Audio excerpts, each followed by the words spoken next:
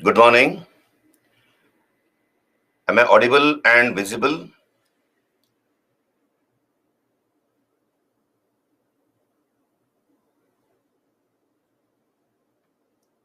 Hello,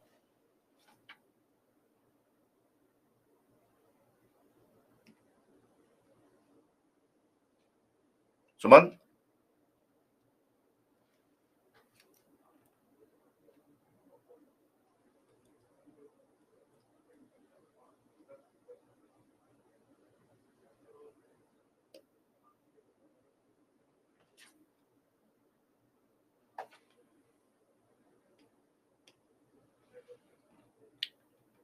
Good morning.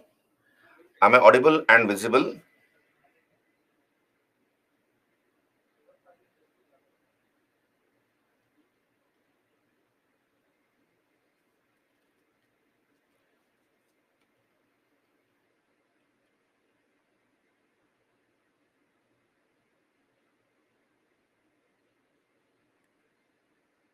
Great. Let some more people join in and then I'll begin.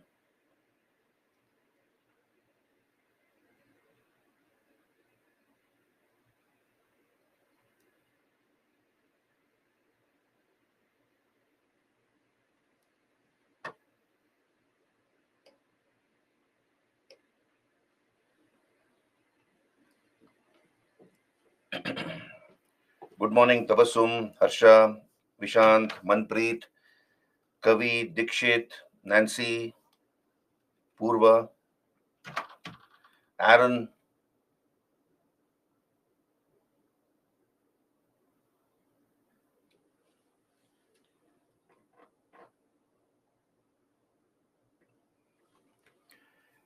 Right.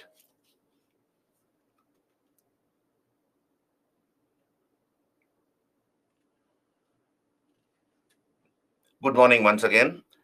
Let me introduce myself. I'm Vijay Kumar Shankarappa.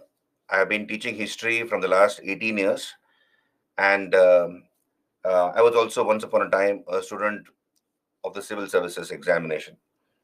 Now, today I would like to begin with ancient Indian history. Is it audible? Live? Audible and clear? Okay.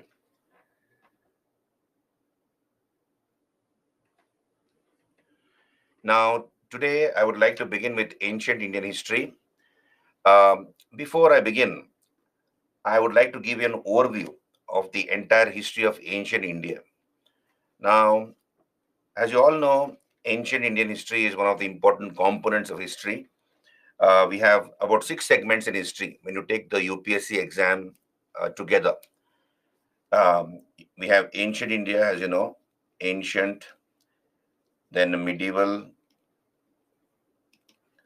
then, of course, modern Indian history, then post independence, art and culture, and a section of world history. So there are 6 segments in ancient Indian history: ancient, medieval, modern, post independence, art and culture, and world history. Now, a knowledge of entire history is necessary because it is one of the core subjects in your UPSC exam, along with history, economy, polity, and geography. HEPG. So these are the core subjects: history, economy, polity, and geography. And therefore, a knowledge of history and culture will help you to answer questions not only from the history section, but also you could have questions where the knowledge of history will help you in your essay. You have a compulsory essay paper, and also in the interview, there could be questions thrown up from history and culture section. As potential bureaucrats, you're expected to know the history and culture of your country, of your state, district, city, whatever is historically important from the area where you come from. So that becomes relevant. Now, how do we approach this topic called ancient Indian history? So the whole Idea is to understand the entire syllabus of ancient Indian history. And how do we begin? So what would I suggest to you students? First of all, go to the basics. Go to the basics, your 6 standard books, 6 standard NCERT, CBSE syllabus books. I would start with certain basic topics, like, for example, basic terminologies in history. Like, for example, what is history? What is history? So, can anybody answer this? What is history?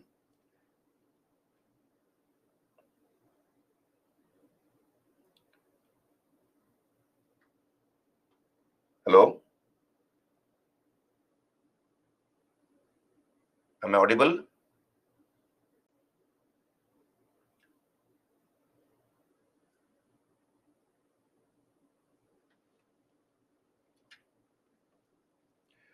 Now, what is history?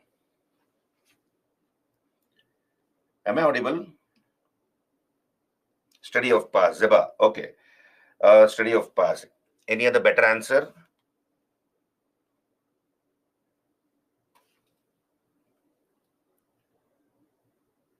A document of past life. Roshan says a document of past life. Ganesh, past of our life. Okay. Dhyana, our past. Dialogue between present and past. Saurav. Okay. Study of past historical events. Anjali.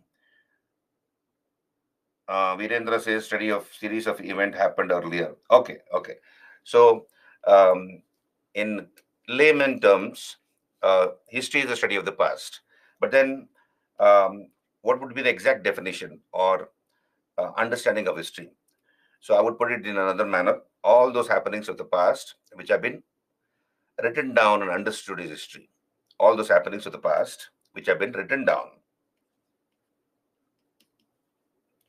All those happenings of the past, which have been written down and understood,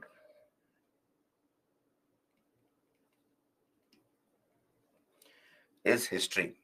So we have written documentary evidence, and that is understood by us. Let me give you an example.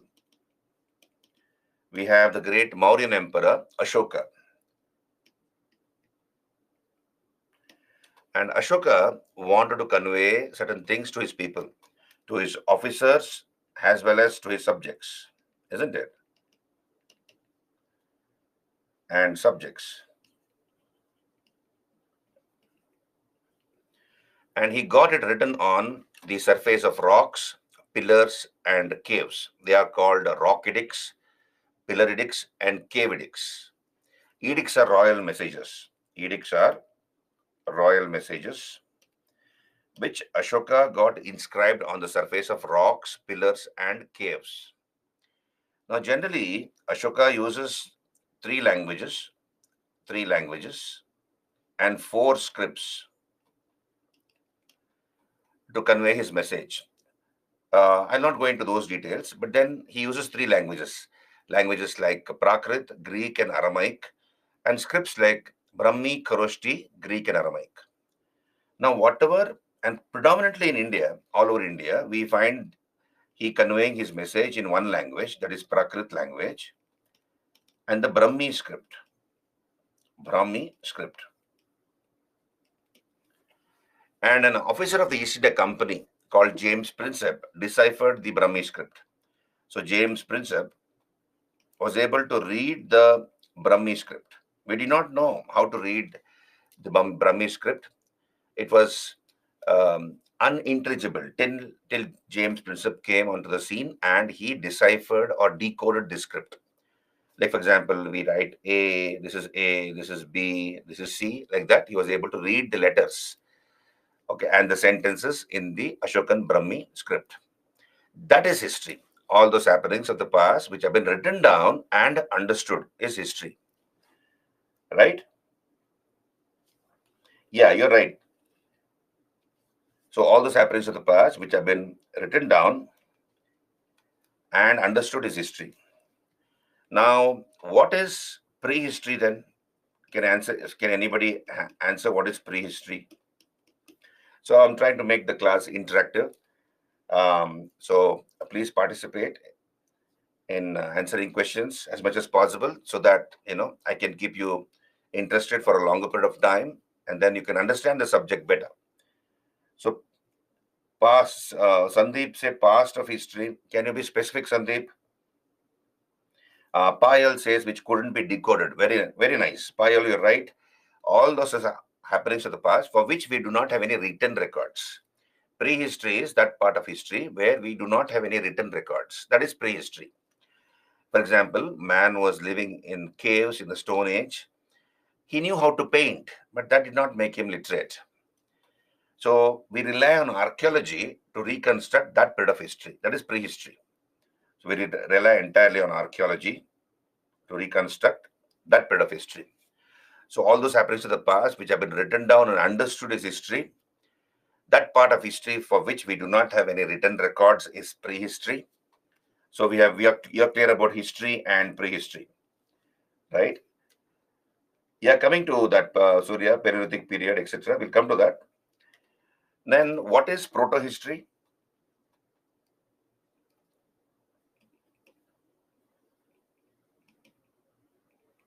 What is proto-history? Anybody? Very good. No literary materials deciphered. Zeba says no literary materials deciphered. So proto-history is that part of history for which we have written records. We have written records, but we are not able to read those records or decipher those records.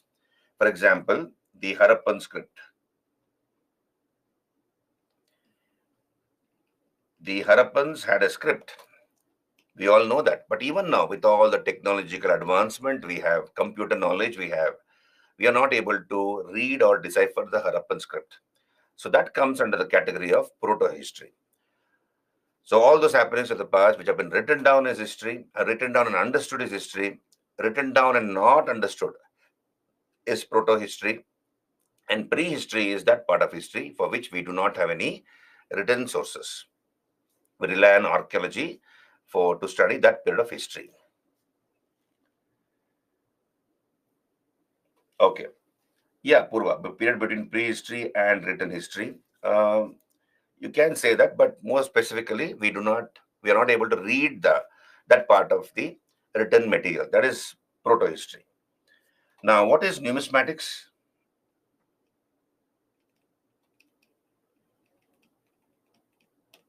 What is numismatics? No, no, not numbers. Study of numbers? Oh no. Baby says study of coins. Vishant, very good. Study of coins. So numismatic is a study of coins. Very good. Then epigraphy. What is epigraphy? Epigraphy. Yeah, Prasad, Rajneesh, Kartika, Stephen, Sham. Yeah, study of coins is numismatics. Very good. Purva says inscription. The study of inscriptions. Very good. The study of inscriptions is called epigraphy. What is paleography?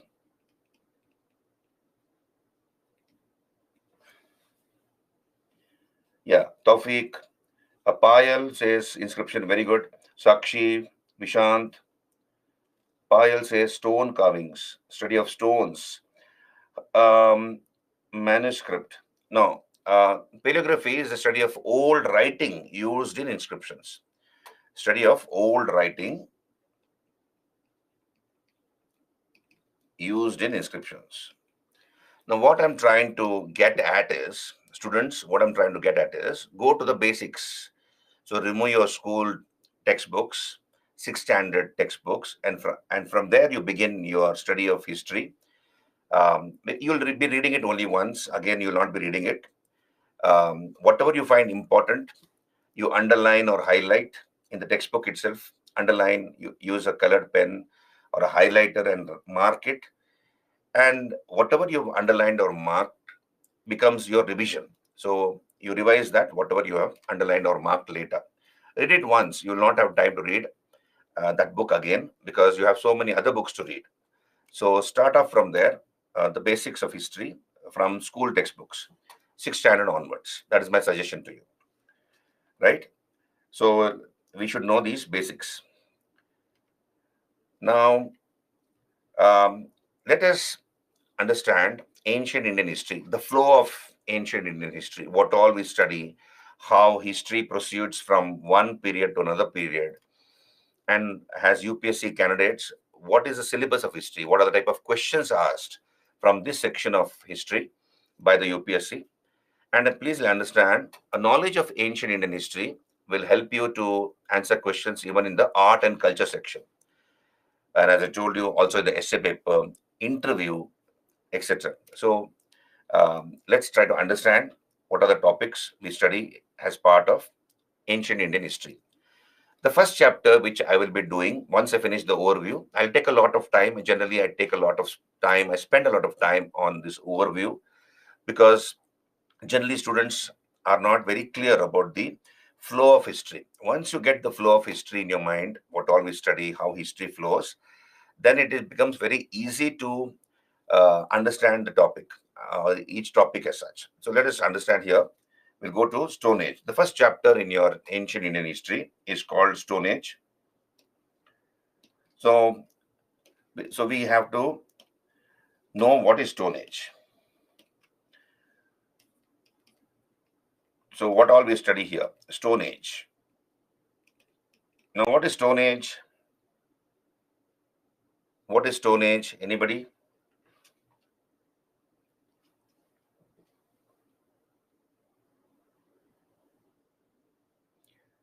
Sham? No, that's not Paleolithic Age. Adi Manav. Roshan. Yeah, thank you for making me smile, Roshan. Adi Manav. Okay. Stone are primarily used. Okay. For what? Deepinder, can you be specific? Stone tools were used. Ancient man lives in caves. That's there. Very good. Prasad says use stones as weapons. Right. Now, Stone Age, it is called Stone Age because early man used tools and instruments of stone. All the tools and instruments used by early man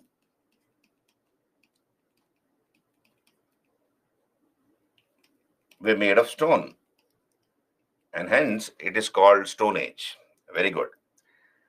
Now, we have three phases into which the Stone Age has been divided into. Paleolithic Age. Now, this is just an overview. The details I will do once I finish the overview, right? I'll be taking the overview for almost 2 hours. We'll discuss the entire ancient Indian history, and then I'll come to the topic proper as such. So, Paleolithic. The first phase or first stage of the Stone Age is called Paleolithic Age or Old Stone Age. Old Stone Age. Right? Then we have the next phase called the Mesolithic Age. And then we have the Neolithic Age. Now, what is Paleolithic? Paleo means old, and lithic is stone. So, therefore, Old Stone Age. Meso means middle. Lithic is stone. And Neo means new, and lithic, of course, is stone. So, the Stone Age is divided into Paleolithic, Mesolithic, and Neolithic. Right? Now, I'll ask you a question. On what basis have archaeologists, historians divided the Stone Age into three phases, Paleolithic, Mesolithic, Neolithic? On what basis have they divided the Stone Age into three phases? Ramesh, I'll come to the reference books. Let me finish this overview and then I'll give you the reference books.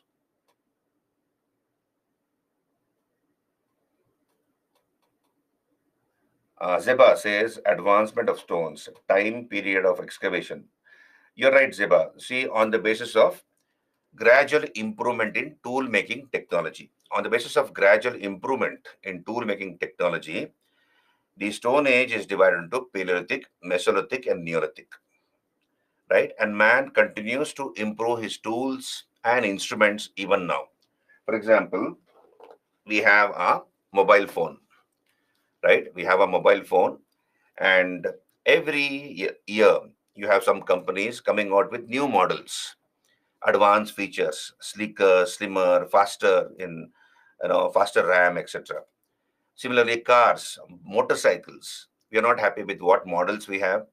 We keep on improving the models. New technology is added, more features are added. So man continues to improve his tools and instruments.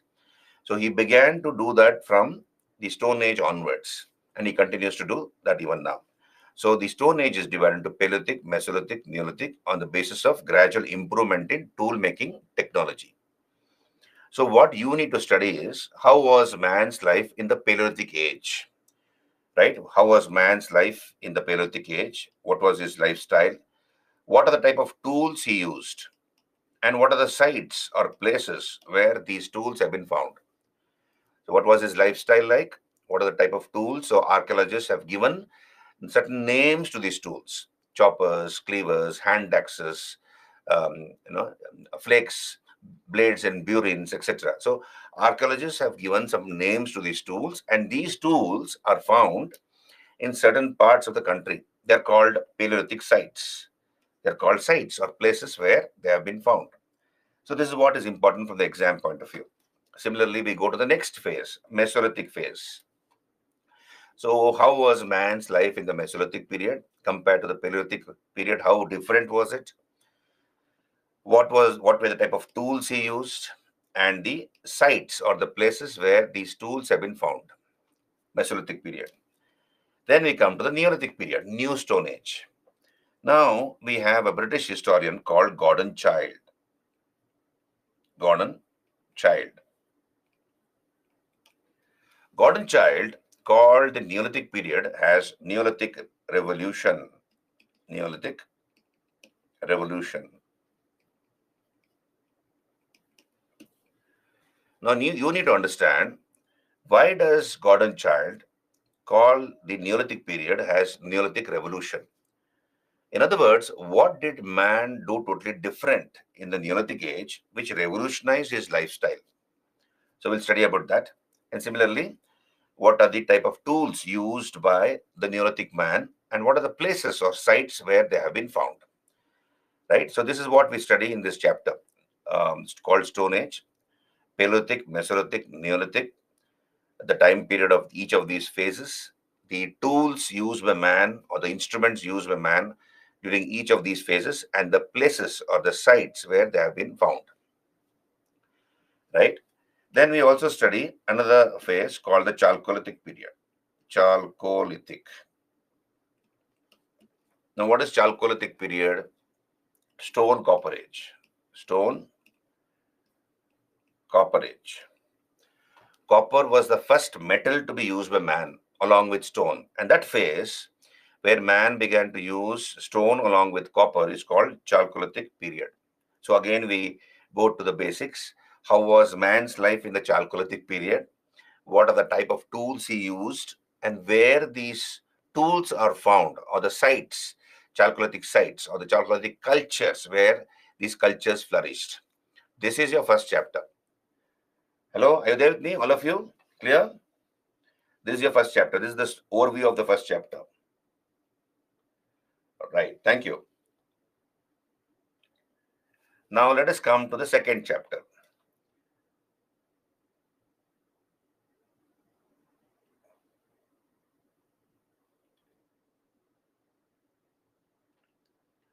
We'll go into the details later once I finish the overview. Indus civilization. The second chapter is Indus civilization. Now, I'm sure all of you would have studied about this chapter sometime in your school days.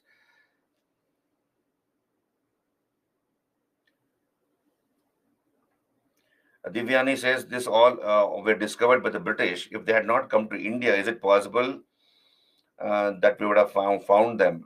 Definitely, Divyani.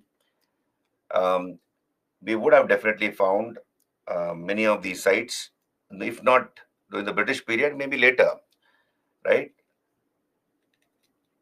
Now, let's come to the second chapter, Indus civilization.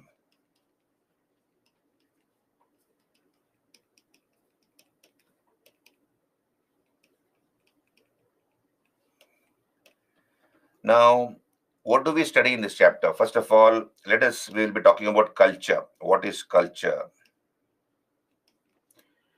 What are the constituents of culture? what is civilization?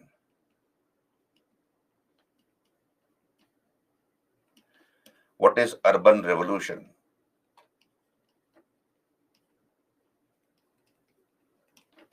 What is culture? What is civilization? And what is urban revolution? So once I finish this, once I discuss this, then we'll go to the topic proper, the Harappan civilization, also called the Indus civilization.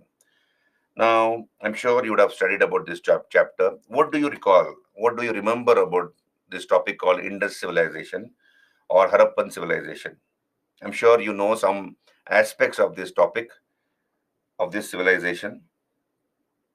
Yeah, Austin Chalcolithic is stone copper age, where stone was used along with copper. That's called Chalcolithic age. Zeba says very advanced civilization formed along Indus Valley. Sakshi says that Shubhankar excavated by R.D. Banerjee.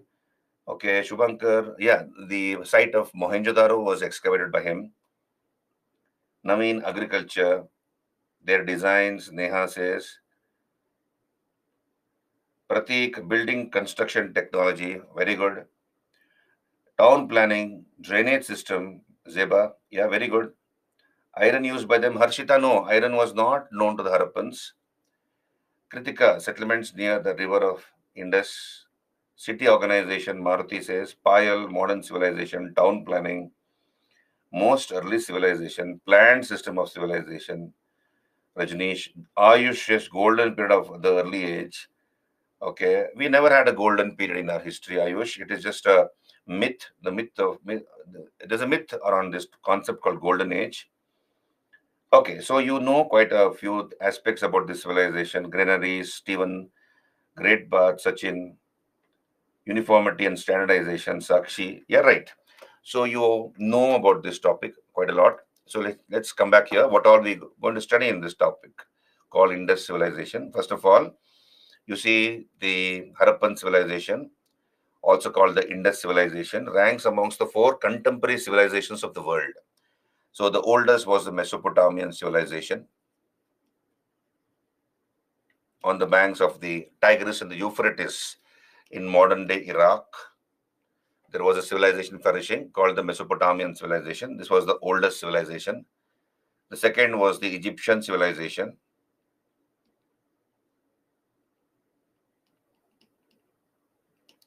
On the banks of the river Nile in Africa.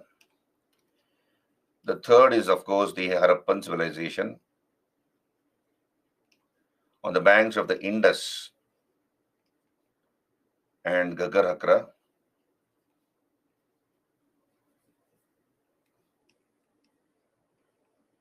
And the fourth is the Chinese civilization on the banks of the Wang Ho or the Wang He River. So the Harappan civilization or the Indus civilization ranks amongst the four contemporary civilizations of the world. Oldest being Mesopotamian, second oldest being Egyptian, Harappan is the third oldest, and Chinese is the youngest. Now, when it comes to the vastness of the civilization, Harappan civilization stands first. Third oldest, but the biggest, amongst the contemporary civilizations of the ancient world. So what do we study in this topic? The origin of the civilization. The origin of this civilization. How did this civilization originate? There are a few theories propounded by historians as regards the origin of this civilization. We'll briefly discuss about them. Various nomenclatures. The various nomenclatures by which this civilization is known. For example, initially it was called Indus Valley Civilization. Then it was called Harappan Civilization. It's also called Proto-Historic Civilization. It's also called Bronze Age Civilization, etc. So we'll look at the various nomenclatures and why those names are used to address this particular civilization, and what is the right nomenclature, what is the right way to address this civilization. So apart from understanding what is culture, civilization, urban revolution, origin of this civilization, various nomenclatures used to address this civilization, we come to other aspects, like, for example, the unique features, the characteristic features of this civilization. Like, for example, town planning of the Harappans, So town planning. In fact, modern day city planning is influenced by the town planning of the Harappans. UPSC in the mains had asked this question, how the modern city planning has been influenced by the town planning of the Harappans. So we'll talk about the town planning of the Harappans. You see, all these civilizations, Mesopotamian, Egyptian, and the Chinese people, they all lived in cities. Civilization means people are living in cities. But what we notice is only the Harappans used to live in well-planned towns and cities. It was not haphazardly constructed, like you see in a slum, where there's no order, not things are not organized the way the city layout looks like. So here in Mesopotamia, Egypt, and China, people used to live in cities, but those cities were not well planned. It was in a very haphazard manner. Whereas the Harappans used to live in well planned cities and towns. So we look at the planning, the design concept followed by the Harappans with respect to city planning or town planning. They had an underground drainage system. You know that, right? Every house had a toilet. Every house had a well. So Harappans gave a lot of importance to health and cleanliness, hygiene, and taking bath is part of our culture. When the British came here to India, they were shocked to notice that we Indians, all of us, whether however poor or rich we are, at least once in a day we take a bath. And the British, it was alien, that concept was alien to the British, simply because they came from a cold climate. 8 months in a year, it snows in England. So it's difficult to boil water in that weather and have a bath. But then, so they should not take a bath every day. So here, taking bath is part of our culture. It is a legacy left behind by the Harappans. So we talk about the town planning, underground drainage system, the way the houses were designed, English bond method. What is English bond method, right? Etc. Then we talk about the Harappan society. What was the social composition in the Harappan society? What were the type of people living there? What are the different races, in fact, who lived there? So we talk about the society, we talk about economy. What about economy? In this, we have agriculture. We discuss about agriculture, trade and commerce, weights and measures.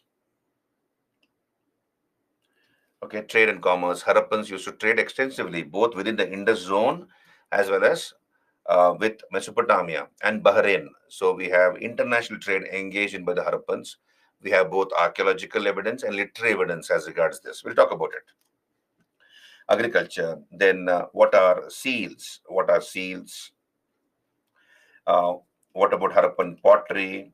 They used to use pots on a daily basis, the Harappans. So we talk about the pots, the economy of the Harappans, the economy of the Harappans. Then religious practices of the Harappans. They used to worship their own gods and goddesses. Many of the practices of the Harappans are even now followed by us. So we talk about the religious practices of the Harappans, Pashupati Mahadeva, their male god, main male god, mother goddess, people tree, snake worship, snake cult, etc. So we talk about the religious practices of the Harappans. Then we talk about the burial practices, various burial practices. When somebody died, there were various methods through which the Harappans disposed of their dead bodies. In fact, every culture has its own method of disposal of dead bodies. The Harappans had their own methods, so we'll talk about that and some unique aspects about their burial practices. Right. Then, of course, we talk about the script of the Harappans. So Harappans had a script. They knew how to read and write, but whatever has been written by the Harappans, even now, is unintelligible to us. Yeah, Shivani, you cannot understand.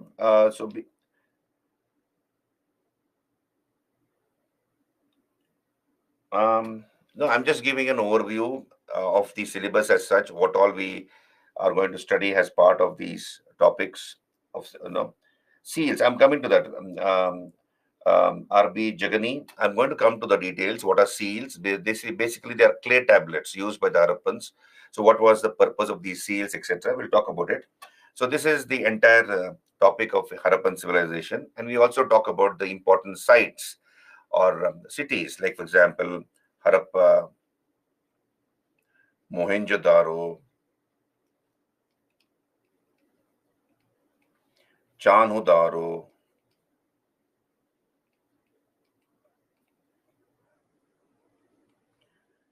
Lothal, Kalibangan, etc.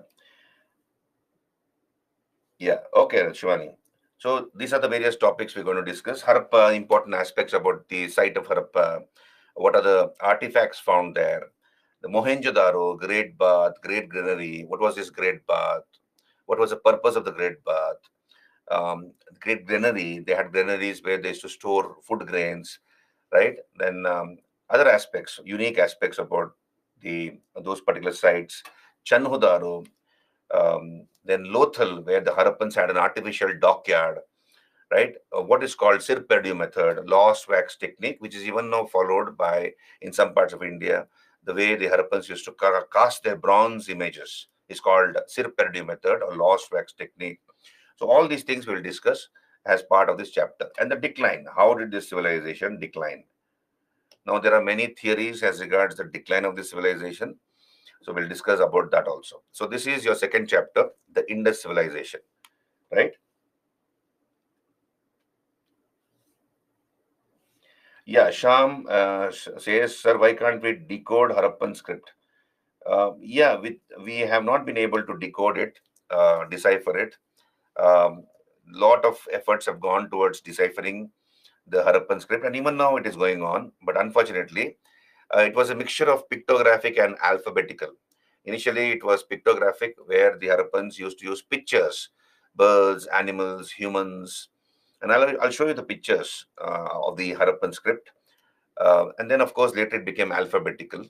So it's a mixture of these two, and it's difficult because of the unique way the Harappans probably used to communicate through writing. So with all the knowledge we have, computer knowledge we have, we are not able to decipher that. Kavita, sir, did Harappan's valley civilization have irrigation system? We'll talk about it, Kavita, everything about this civilization. Bhavna, what is Chanhudaro? Chanhudaro is a Harappan site. It's a Harappan site, Chanhudaro, the only Harappan site without a citadel. We'll come to that. Don't worry. Harshita, if we are unable to decode their script, then how could we know about them? Yes, we rely entirely on archaeology. Mostly, we rely on archaeology to study and reconstruct the history of the Harappans.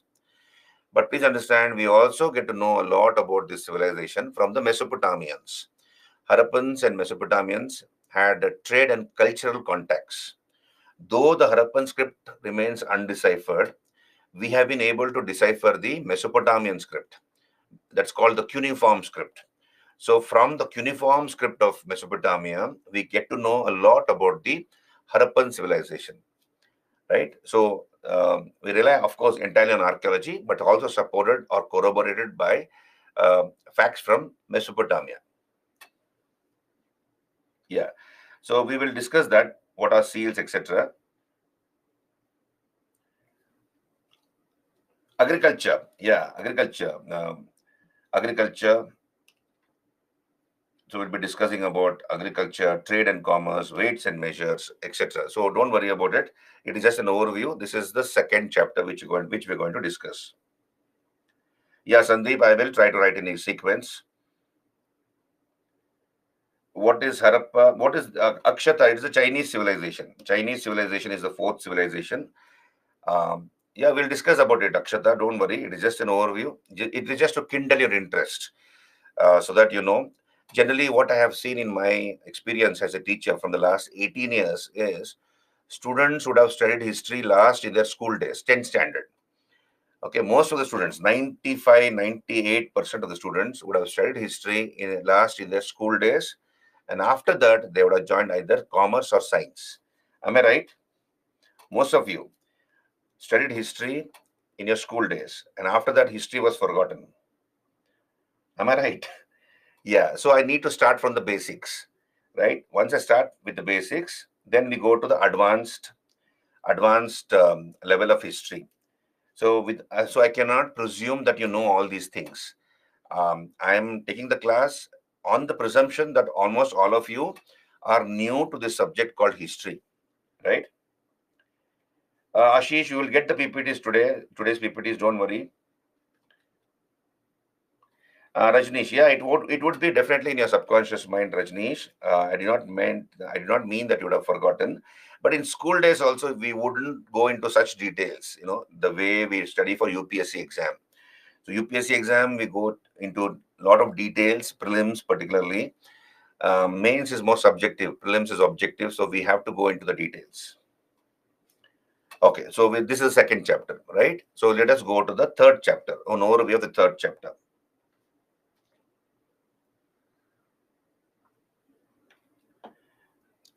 So, is it okay? You're able to understand my accent? I'm a South Indian, so my accent is slightly different from that of a North Indian person. But then I'm trying my best. Sham, we are here. Really, he's forgot. Yeah, things. Sham, you just have to revise. Now, please understand.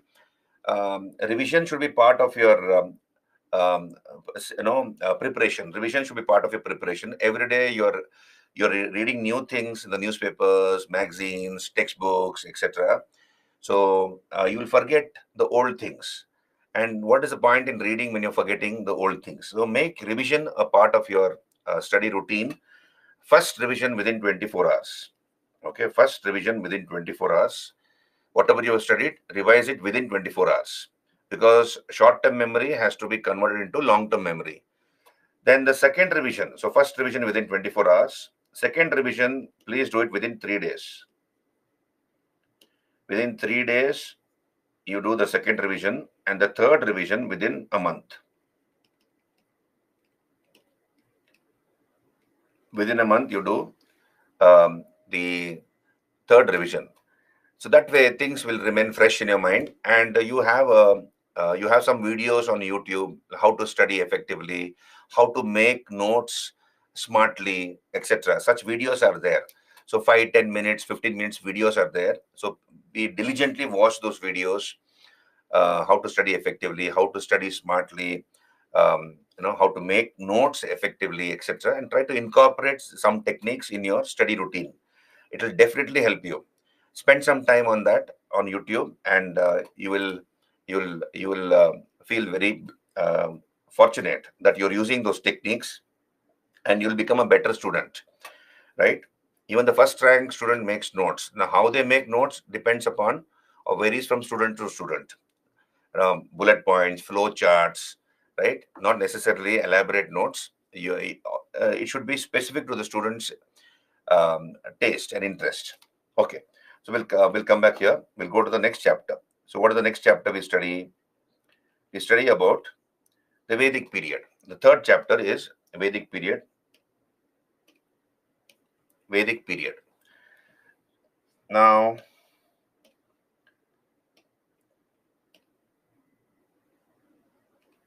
why is it called Vedic period? Why is it called Vedic period? So I'll draw a line here so that I can use the first half this side and then the next half this side. Yeah.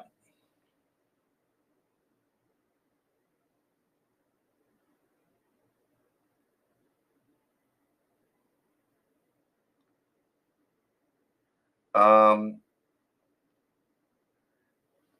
yeah. Um, Related to the four Vedas. Vedas were written in this period. That's why it's called Vedic period. Okay. Veda was the prominent text by which information was known. Aryan age, after Vedas. Vedas were written in this age. Pratik. So quite a few have answered this question. Why is it called Vedic period? Simply because we rely entirely on Vedic literature for the study of this period. So we rely on Vedic literature for the study of this period.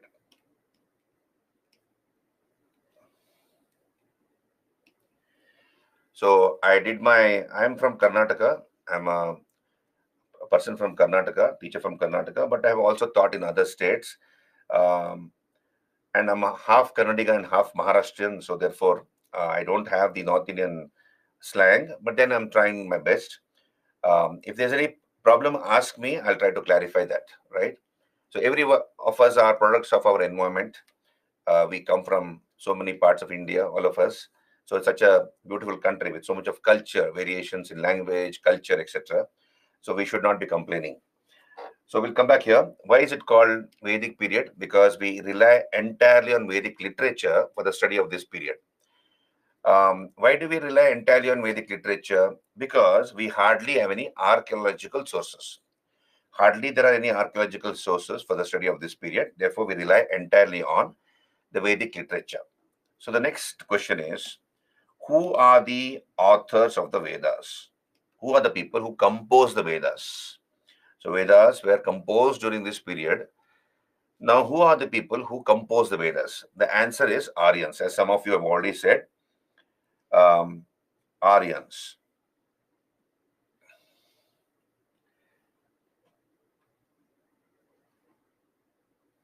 Sandeep, do you know Hindi? Of course, Sandeep, I do know Hindi. I studied in Kendra Vidyalay.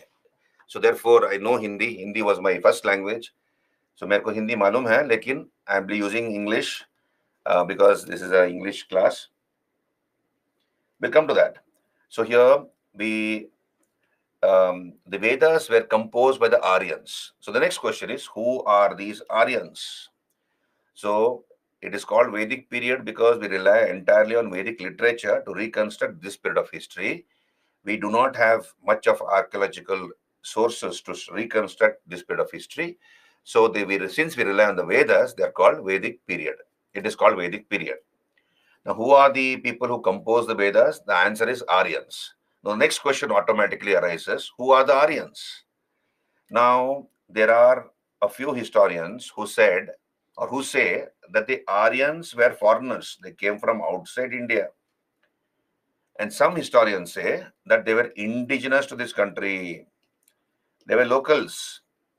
They did not come from outside India, but they were part of this country. They were indigenous to this country.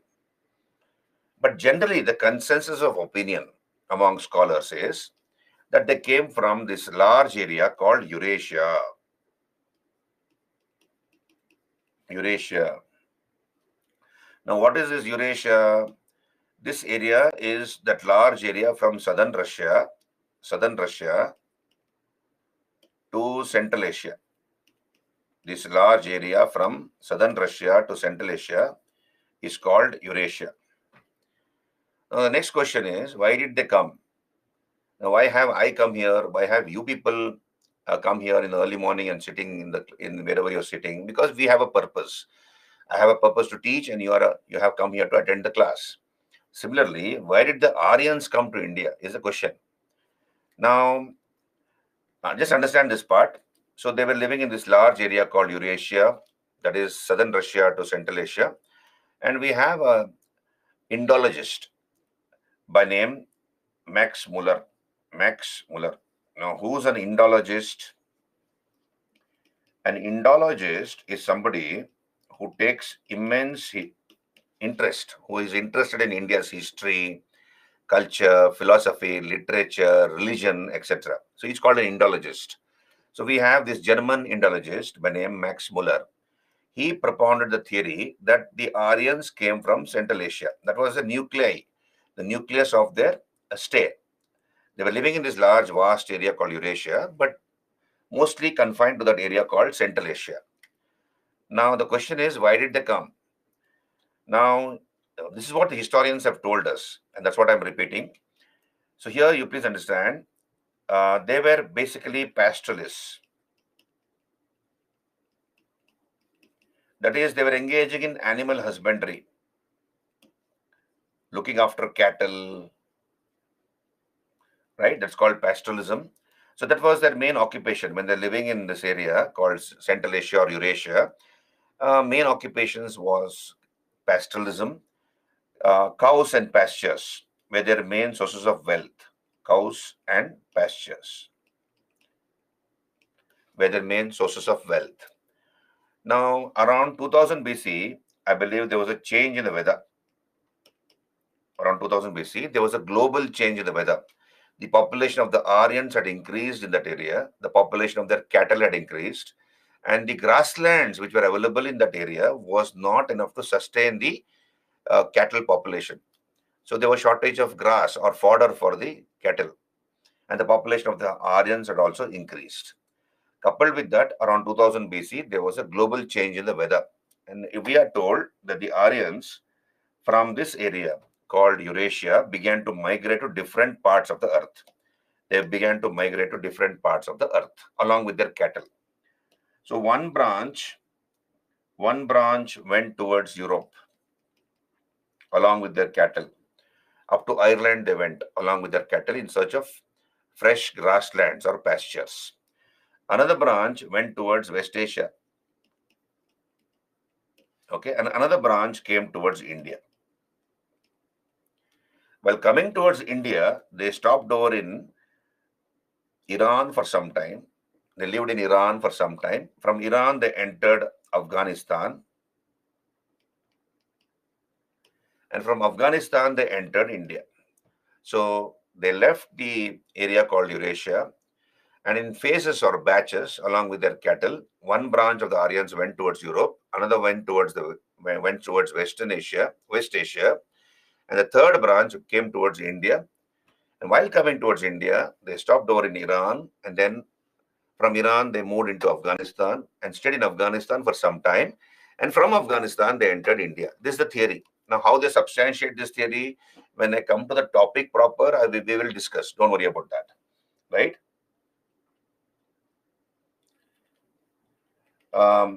Will not go into those things, नहारवाल. जिन वेदों की हम बात करते हैं वो भारत की धरोहर नहीं है. हम इस कंट्रोवर्शियल टॉपिक में नहीं पढ़ेंगे, Neha Rawal. We will just stick to what is there in the history textbooks, right? Because UPSC will not ask you controversial questions. You and I and others here will have their personal opinions, right? But then what is history? What is from the historical point of view? What has to be taught? What has to be understood? I'll only stick to that. I'll not be talking about anything which is controversial, right? Yeah, it is just an overview. Abhijit, it is just an overview. Is Aryans related to Mahabharata? We'll come to that, Abhijit. So don't worry about those things. It is just an overview. So we'll come back here. So the Aryans are supposed to have come to India via Iran, Afghanistan, and then entered India. Once they entered India, look here, understand this. Vedic period, I told you, what is the period of the Vedic period? 1500 to 600 BC. This is the overall time phase of the Vedic period. Vedic period, overall time period is 1500 to 600 BC. This is divided into two phases. 1500 to 1000 BC, this is called early Vedic period or Rig Vedic period. And then we have the later Vedic period, that is from 1000 to 600 BC. So 1500 to 1000 BC is your early Vedic period or Rig Vedic period, and later Vedic period is from 1000 to 600 BC. Now, I told you the Aryans came into India via Iran, Afghanistan, and then entered India. Once they entered India, they were living in this area called Sapta Sindhu region. Understand this, Sapta Sindhu region. They were living for how many years? Here, 500 years. What is the Sapta Sindhu region? Land of 7 rivers. Indus, Jhelum, Chenab, Ravi, Bias, Satluj, Saraswati. This is called the land of 7 rivers. 7 rivers. Indus, Jhelum, Chenab, Ravi, Bias, Satluj, and Saraswati. 7 rivers. So they were living on the banks around these 7 rivers. That's called Sapta Sindhu region. And only one book gives information about the early life of the Aryans. That is, what do I mean by early life of the Aryans? The time period when the Aryans entered India, right? And they lived in the Sapta Sindhu region. Only one book gives information about the political, social, economic, and religious life of the Aryans. That is called Rig Veda. So that is a book which gives information about the polity, society, economy, and religion of the early Vedic Aryans. That is the Aryans who came first into India and lived in the Sapta Sindhu region. Therefore, the early Vedic period is also called Rig Vedic period. समझ में आ गया? Are you clear? Hello? How these historians have divided this period into early Vedic period and later Vedic period. Okay, thank you. So, Sham will not go into that. This is what is given in history textbooks. You open R.S. Sharma. This is what is R.S. Sharma says. You open up Poonam Dalal there. She also says the same thing. So I'm going to stick to the interpretation given by historians. We are not historians. We have not done any research, original research, for us to have different viewpoints. So all the effort of research has been done by historians, prominent historians, and they have given certain conclusions, and other historians have accepted that. On that basis, I'm teaching history here. We cannot have a personal opinion. We can have to ourselves, but what is the historical point of view, we will stick to that. So they came into India and they lived in the Sapta Sindhu region for 500 years, that is from 1500 to 1000 BC. And only one book gives information about the first 500 years of the life of the Aryans, that is the Rig Veda, hence called Rig Vedic period. So from this book, what do we know about the political structure of the Aryans, the society, the social composition, the economic practices or economic life, religious practices of the Aryans? And they continued to do pastoralism here. They were pastoralists. Cows and pastures were their main sources of wealth when they were living in Eurasia. And when they came into India also, they continued to do the same profession or follow the same profession. Now, then we come to the later Vedic period, 1000 to 600 BC. Now, why is it called later Vedic period? It is called later Vedic period because we have other books, other part of the Vedic literature which give information about the life of the Aryans in the next 400 years. What happened? Now we have books like the Samaved, Yajurved, Atharvaved. So minus the Rig Veda, leaving aside the Rig Veda, Samaved, Yajurved, Atharvaved, Brahmanas, a class of books called Brahmanas, Aranyakas, forest books called Aranyakas, Upanishads, right? Then we have the Dharma Shastras, Dharma Shastra or Smritis, they are called, law books of ancient India, like Manava Dharma Shastra, Yagnavalka Smriti, Narada Smriti. Then we have the epics like Ramayana, Mahabharata. All these books come under the category of later Vedic literature. And since these books give information about the life of the Aryans, 1000 BC onwards, after 500 years, after the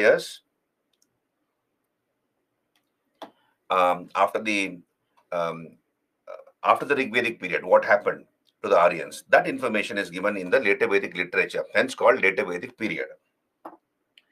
Yeah, Brahmanas are a class of books. Yeah, Puranas are also there, Surya, right? Puranas. Yeah, Surya, I told you, Smritis or Dharma Shastras, they are law books of ancient India. Manava Dharma Shastra or Manu Dharma Shastra comes first. Then we have other books like Yagnavalka Smriti, Narada Smriti, Brihaspati Smriti. They also give information about the later Vedic period.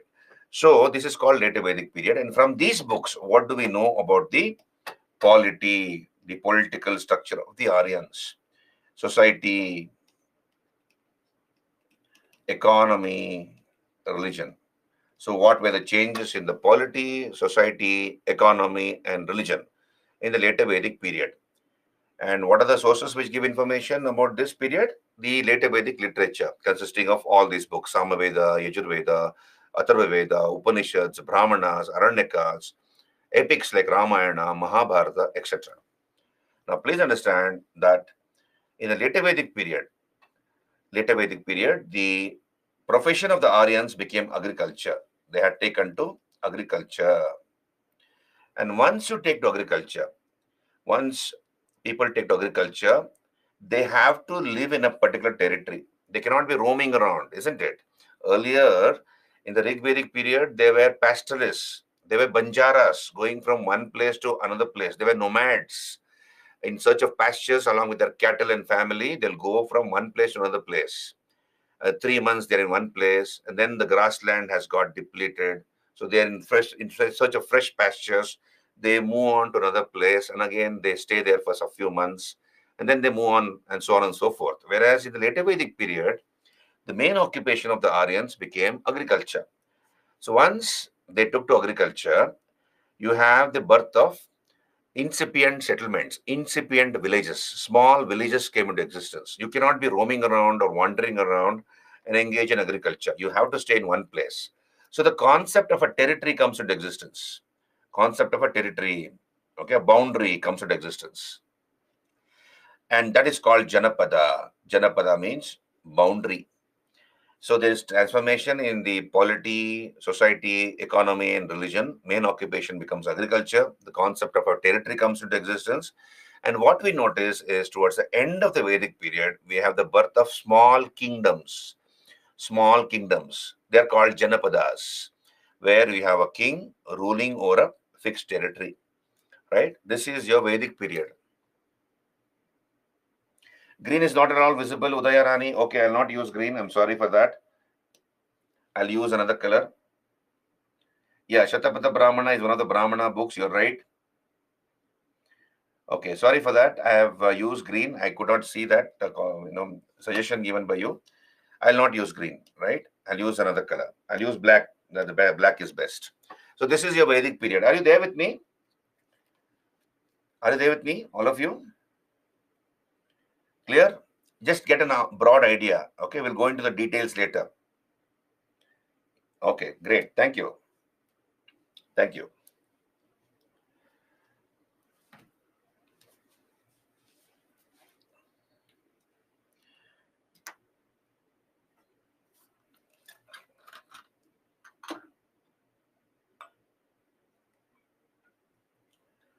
In today's overview, I'll be covering entire ancient India, so that you have an idea what we are going to study in detail in ancient India. Once you know that, everything becomes easy.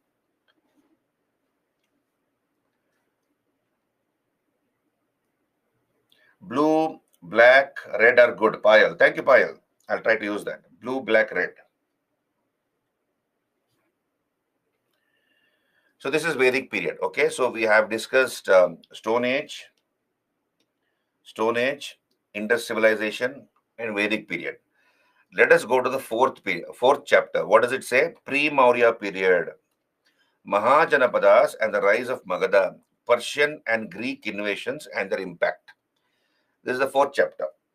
Pre-Maurya period, Mahajanapadas and rise of Magadha, Persian and Greek invasions and their impact.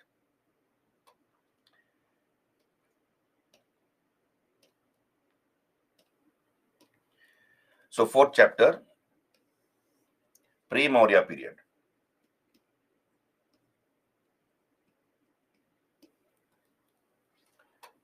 Now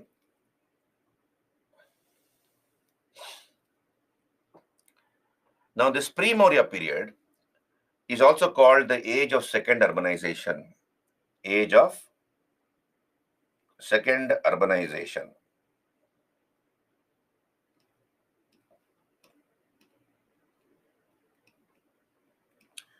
It's called 6th century BC, 600 BC. It's also called the age of the Buddha. Age of the Buddha.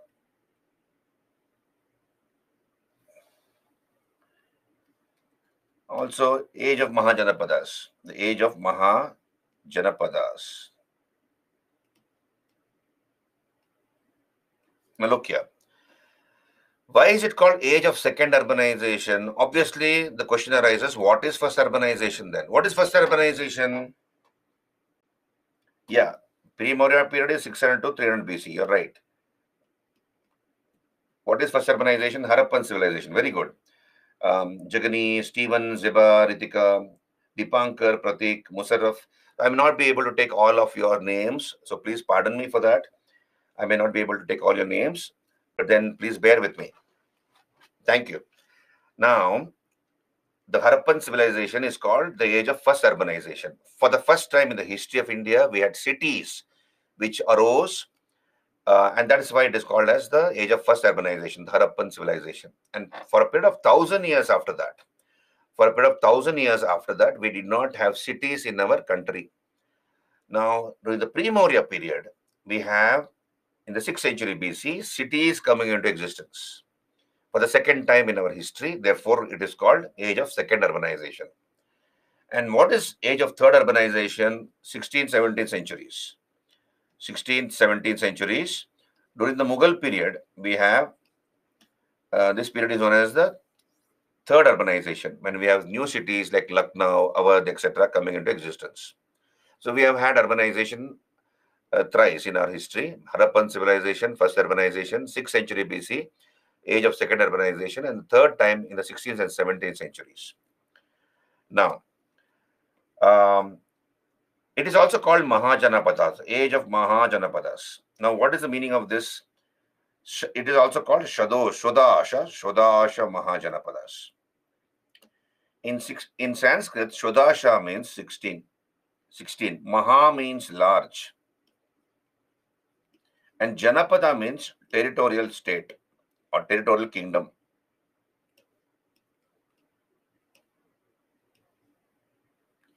"16 large territorial kingdoms." So I told you, in the later Vedic period, towards the end of the later Vedic period, early kingdoms had come into existence. So in the later Vedic period, Aryans took to agriculture. So they began to live in a particular boundary, within a particular boundary. So the concept of a territory came into existence.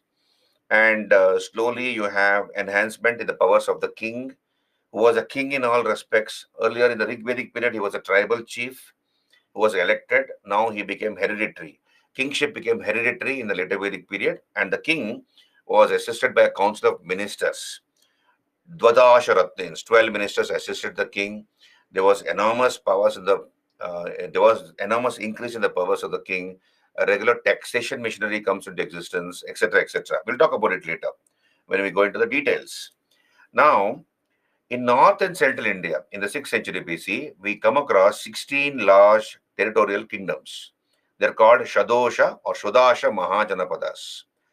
Out of these 16, please understand, 11 were monarchies and the rest 5 were republics.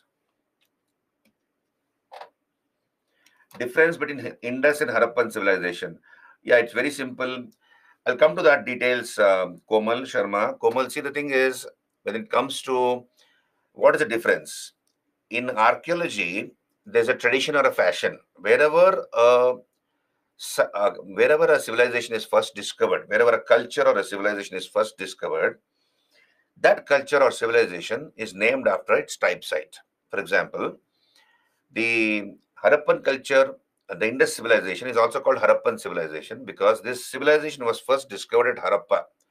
Dayaram Sahani in 1921 discovered the site of Harappa. He excavated the site of Harappa. So, according to this tradition or fashion as used in archaeology, this civilization is called Harappan civilization. So, I told you, when I discuss the nomenclatures, I'll discuss this. Proto-historic civilization, Bronze Age civilization, Indus Valley civilization, Indus civilization, Harappan civilization.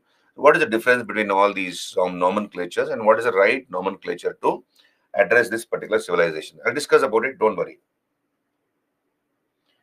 Aren't Vedic period and Mahajanapada period same? No, Satyam. Okay, it's not the same. We'll discuss it. We'll do that later. Did Jainism also come in this period? Definitely, yes. Payal Sharma, you're right. Jainism also arose during this period. Buddha and Mahavira were contemporaries. They never met each other. Vardhaman Mahavir and Gautama Buddha were contemporaries, but they never met each other. Okay, now look here. Out of the 16 large territorial kingdoms, 11 were monarchies. Now, what is the meaning of monarchy? Obviously, it was ruled by a king. So he was a king in all respects. So it was ruled by a monarchy, and the kingship was hereditary. After the king, the throne went to his son. Whereas in a republic, king was elected by the people. king was elected by the people. That's the difference between monarchy and republic. We'll go into the republics later, Ganarajyas. So 16 states, out of which 11 were monarchies and 5 were republics. And the capitals of these Mahajanapadas became the principal cities of this period. Understand this, please. The capitals of the Mahajanapadas, that is, the capitals of these kingdoms, became the main cities of this period. Like, for example, Rajagriha, Vaishali, Kaushambi, Ahichatra, etc. So, the Saketa, Ayodhya, so these are some of the cities which arose during this period, and the capitals of the Mahajanapadas became the principal cities of this particular period. So, pre-Maurya period, we talk about important kingdoms, important monarchies like Anga, Vatsa, Chedi, Malla, okay, Magadha, etc. The capitals of these kingdoms, important kings. And among these 16 states, one particular state stood out. That is Magadha. Magadha, akin to modern Bihar and Bengal regions. So what we now call Bihar and Bengal, that area was ruled by the Magadhan kings. That was the Magadhan kingdom. And what was the capital of Magad? The capital was Rajagriha. Initial capital, Rajagriha, and later capital, Pataliputra. Right? Present day Patna, the capital of Bihar, Patna, those days called Palibotra or Pataliputra. So Rajagriha was the initial capital, and later capital was Pataliputra. So we study about the early dynasties which ruled Magadha. Right? For example, the Haryanka dynasty, important kings of the Haryanka dynasty, Shishunaga dynasty, which followed the Haryanka dynasty. The Nandas came after that, and then the Mauryas. Mauryas is a separate chapter. So we discuss about the Haryanka dynasty, the Shishunaga dynasty, and the Nanda dynasty, and the important kings pertaining to each of these dynasties. And out of these 16 states, what made Magadha very, very powerful? What made Magadha very, very powerful? So there were 16 states, but one state became the predominant or dominant power in this area, in north and central India. That was Magadha. So what gave the Magadhan kings the edge over other kingdoms? So obviously, Magadha was blessed with certain geographical advantages, right? It was blessed with certain geographical advantages.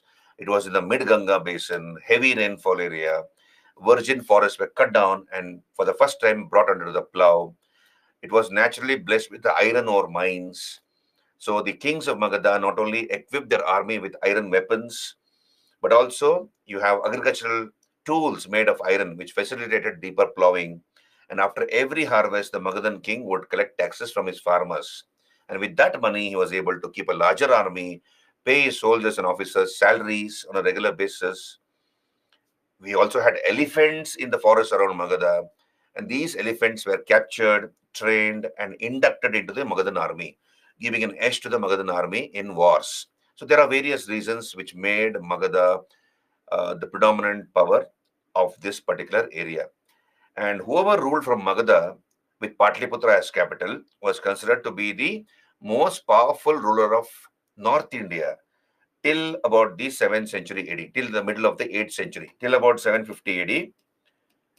Whoever ruled from Pataliputra, or you can say 700 AD, whoever ruled from Pataliputra was considered to be the most powerful ruler of North and Central India.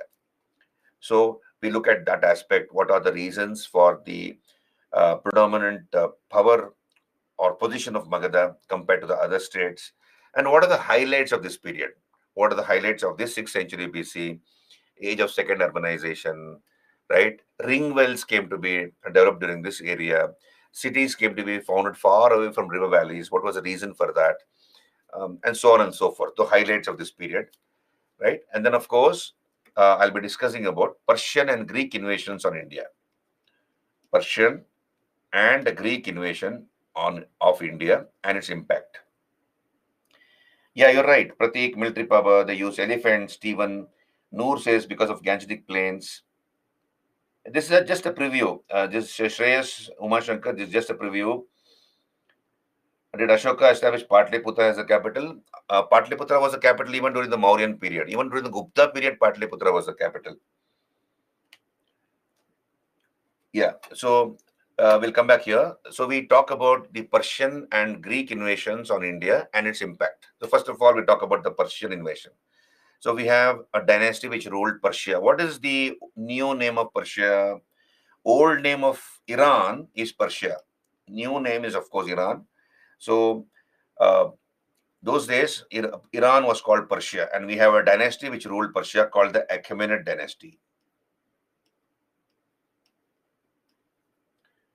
Achaemenid dynasty. This was a dynasty which ruled Persia, and there was a king of the Achaemenid dynasty. His name was Darius. Darius the First. So this Darius the First in 516 BC, 516 BC, conquered Punjab, Sindh, and northwest frontier province. So he conquered these three areas: Punjab, Sindh, and northwest frontier province. And the Persians ruled over this area for more than 200 plus years. They ruled over this area for more than 200 plus years.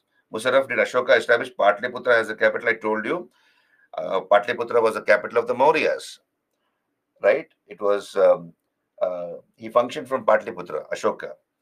Now, the Persians ruled over this area, Punjab, Sindh, and northwest frontier province for more than 200 years. And obviously, it did have an impact on our history and culture because they were ruling over a part of India. For example, the Persians introduced a script in this area called Kharoshti script. Kharoshti script was introduced by them, and Kharoshti is written from right to left, and Urdu is supposed to have derived from there. Secondly, of course, you have Persians installing pillars in their palaces, and they look something like this. You can see here, they look like this. You have grooves here, grooves.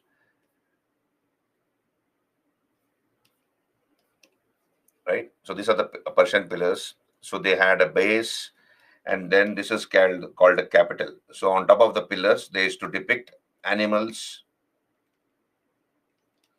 or humans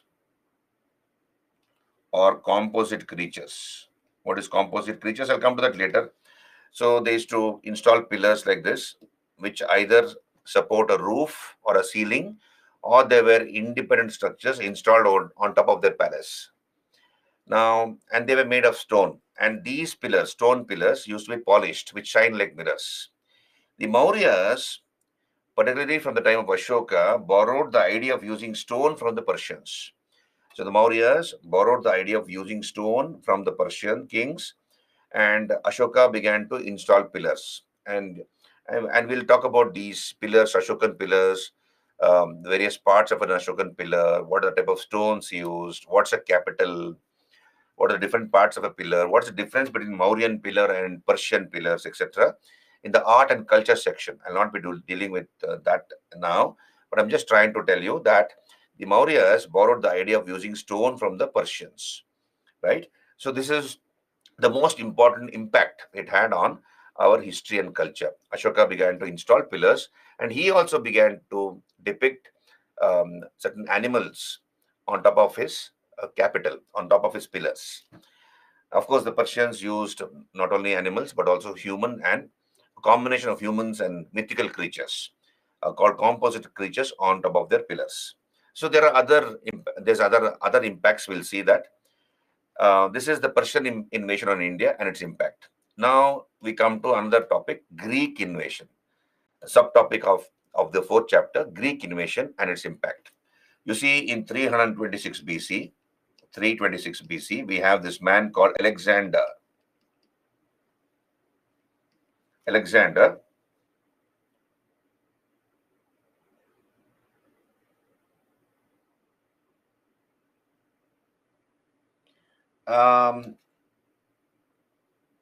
no, we'll not go into those details, Jhana. Do we study about King Xerxes?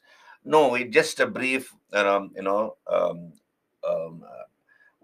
important Persian kings who were responsible for conquering a few parts of India, and what was the impact of Persian conquest of a part of India. We'll be only sticking to that We'll not be studying about Greek or Persian history as such. Yeah.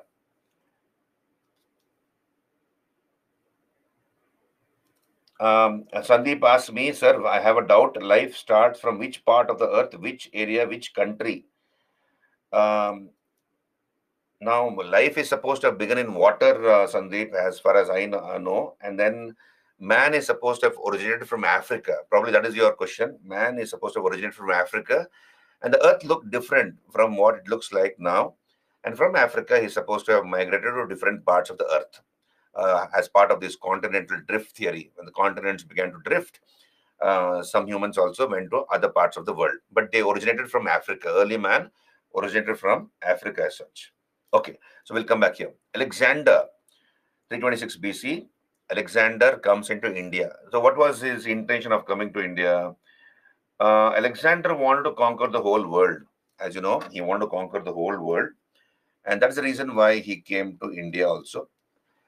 During those days, nobody knew how big the earth was. And Alexander's teacher was Aristotle, who told him that the earth ends after India. So Alexander wanted to conquer everything up to India, thus conquering the entire earth. But then you please understand, he came up to the river Bias. He had conquered everything on the way. He was from Macedonia, a city-state in Greece. And with his army, he kept fighting for 8 continuous years. He came up to the borders of India, that is Bias River. And on the banks of the Bias, there was a rebellion in his army. And Alexander was forced to turn back. He was forced to go back. Now, did it have an impact on our history? If so, what is the question? Did Alexander's invasion have an impact on our history? If so, what? That would be the a question we need to answer, right? So this is your 4th chapter, overview of 4th chapter, right? So we'll go for a small break, about a 10 minutes break. Is it fine? Blue is not visible. I'll not use blue. I'm sorry for that. I'll use red. Did Alexander win the Battle of Hydaspes? Ashish, of course, he won the Battle of Hydaspes. Of course, he did win the Battle of Hydaspes, but then Porus became a friend of Alexander. Break so soon? No, you don't want to break so soon? Okay, I'm sorry. This is till what time is the class? 9:30, isn't it? Okay, we'll go on for some more time. Okay, 7:45. Fine, 7:45 will go. Not now. Okay, 7:45 is fine. 7:45 to 8. Okay, I'll continue.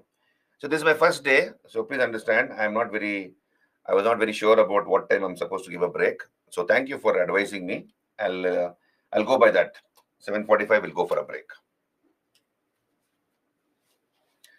So are you clear till here, all of you? This is the 4th chapter, overview of the 4th chapter.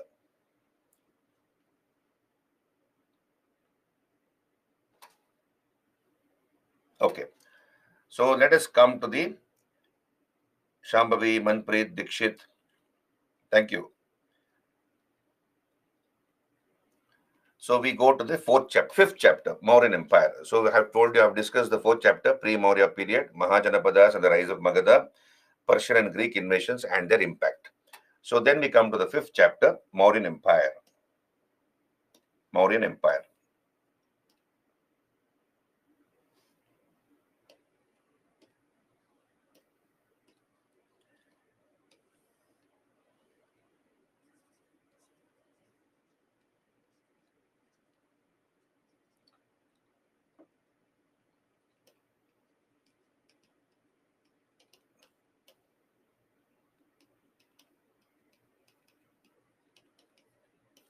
(321 to 184 BC). Now tell me,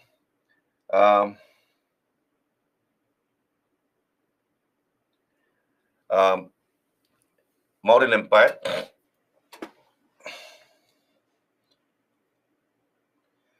What do you know about the Mauryan Empire?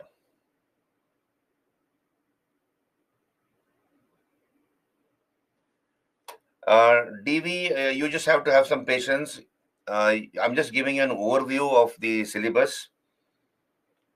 Once you understand the overview, then I'll go into the details. Now, Stephen says Ujjain was the capital of the Mauryan Empire. Not Ujjain, it was Patliputra. Patliputra was the capital. First empire of India, Rajneesh, very good. Chandragupta, Dhanananda, Chandragupta and Chanakya Niti, Kalinga War, Purva says Ashoka, Roshan says Chanakya, Akhanda Bharat, Dipender. Okay, iron weapons came into existence after Nanda Mauryas established. Very good. So, Mauryan Empire lasted for 137 years. 90 plus 47 is equal to 137. They ruled for only 137 years. The first three Mauryas were Chandragupta Maurya, his son Bindusar, and Ashoka. So these are the three Mauryas, Chandragupta Maurya, Bindusar and Ashoka. They ruled for 90 years, and after Ashoka, we had weak successors. Who ruled for 47 years. So totally the Mauryas ruled for a total period of 137 years. Now please understand, real Indian history, proper Indian history begins from the Mauryan period onwards. Real Indian history begins from the Mauryan period onwards. Why do we say this, that proper Indian history begins from the Mauryan period onwards? Because we have a lot of sources, reliable sources for the study of history of India. We have reliable sources, authentic sources for the study of the history of India. So what are the authentic sources, reliable sources? We have literary sources and we have archaeological sources. And among literary sources, we have indigenous sources and foreign writers, foreign sources. So during the Mauryan period, a number of foreigners came to India, Greek and Roman travelers like Plutarch, Justin, Strabo, Arrian, Diodorus, etc., Megasthenes. So all these are travelers to the Mauryan Empire, and even after the Mauryan Empire declined, these travelers, Greek and Roman writers, give us a lot of information about the Mauryan Empire, polity, society, economy, etc. And also we have indigenous sources, that is books written by local people. And among the indigenous works, the most important is the Arthashastra written by Kautilya. So Chanakya or Vishnu Sharma or Kautilya, known by different names, and he writes this book called Arthashastra, which is also one of the main sources of information for the study of the Mauryas. So we have authentic sources available. Apart from literary sources, we have archaeological sources to reconstruct the history of the Mauryas. And among the archaeological sources, the most important are the edicts of Ashoka. What are edicts? Edicts are royal messages of Ashoka. Royal messages of Ashoka, which Ashoka got inscribed on rocks, pillars, and caves. And from that, we come to know a lot about the Mauryan Empire. Yeah, Indica, Rajneesh says Indica, Panini's text. Panchatantra is written in which era? Panchatantra comes right much later, Ashish. Even Panini's Ashtadhyayi, the grammar book written by Panini, comes later. We'll talk about it. So we have the edicts of Ashoka, which are found throughout the length and breadth of this country. From parts of Afghanistan to the river Kaveri, we find edicts of Ashoka, except Kerala and Tamil Nadu. Ashokan edicts have been found throughout the length and breadth of this country. And wherever edicts have been found, we come to know the extent of the Mauryan Empire, how big the Mauryan Empire was. We also come to know about, so these are the main sources of information, literary and archaeological sources. We have also the distinctive pottery of this period, northern black polished ware, NBPW. That is a distinctive pottery of this period. So we get to know a lot about the Mauryas. So we study about the origin of the Mauryas, who these Mauryas were, where is the origin of the word Maurya from. So where does the name Maurya come from? So we discuss that. And of course, political history we discuss. Apart from the sources, we study about political history, about Chandragupta Maurya, Bindusar, Ashoka. So Chandragupta Maurya is the king who began the concept of welfare state. What is welfare state? That the state exists for the sake of its people. The government of the state exists for the sake of its people. So everything about Chandragupta Maurya, how he comes to power after overthrowing the Nanda king Dhanananda with the help of Chanakya. He conquered everything from parts of Afghanistan to the river, to the Vindhyas, to the central portions of India. So he conquers everything up to Narmada from Afghanistan, parts of Afghanistan. He ruled for totally 24 years. He ruled for totally 24 years, and the Mauryan state was a welfare state. How do we know this? We'll talk about that. And then he gave away his throne. He abdicated his throne, gave away the throne to his son Bindusar, and comes away to South India, to the present region of Karnataka, to a place called Shravana Belagola. So, what are the reasons? What is the reason as to why Chandragupta Maurya came away to South India? And he stayed in a cave in Shravana Belagola in Hasan district of Karnataka. There's a hill called Chandragiri Hill, on top of which we have the statue of Bahubali Gomateshwar, the tallest monolithic statue in India, historically the tallest monolithic statue. And in a cave, he stayed there, Chandragupta Maurya, and committed Sallekhana. So he died there committing Sallekhana, that is voluntarily giving up food until one dies, the recommended form of dying by Jains. So that is about Chandragupta Maurya. Then we talk about Bindusar, his what are the important developments during his period, Bindusar, and then Ashoka, the greatest of the Mauryas, who conquers Kalinga, and then he expanded this concept of welfare state, brought in this concept of Dhamma. What is Dhamma and how is it different from Buddhism? Is it the same? And then what happened to the Mauryan Empire after Ashoka, right? And then, of course, we talk about Mauryan administration. All these details are given in Kautilya's Arthashastra. Megasthenes, one of the ambassadors to the court of Chandragupta Maurya, writes a book called Indica. And in that book called Indica also, we get a lot of information about certain aspects of Mauryan rule. So we talk about the central administration, what are the important officials at the central level, Tirthas, Adhyakshas, Mahamattas, Amatyas, the way the Mauryan Empire was organized hierarchically, administratively, how it was organized, um, central, the empire divided into provinces, then district, intermediate level, and then village, and who are the important officers in each of these administrative units at the provincial level, at the district level, at the intermediate level, etc. We'll discuss all those things. So, central administration, then the military administration of the Mauryas, the administration of Patliputra, city administration of Patliputra, right? Then, how was the Mauryan society like? Mauryan economy, right? And of course, important officials like the important tirthas, adhyakshas, mahamattas, amatyas. Then, then of course, art and architecture. I'll be covering that part as part of conventional art and culture topic.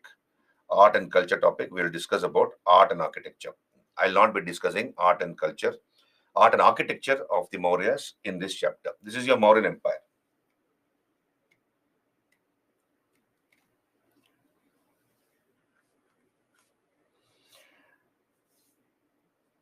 What was the name of India at the time of Chandragupta Maurya? No, it was definitely not India. It was Bharatavarsha, right? What are edicts? Zebas. Edicts are royal messages. Ashoka wanted to convey certain information, certain things to his people, to his officers and people, and he got them inscribed, written on the surface of rocks, pillars, and caves. They are called rock edicts, pillar edicts, and cave edicts. When I come to Mauryan topic, we will discuss that. So it is basically a royal order, royal proclamation, which Ashoka inscribed on rocks, pillars, and caves. So Jambudweep will come to that.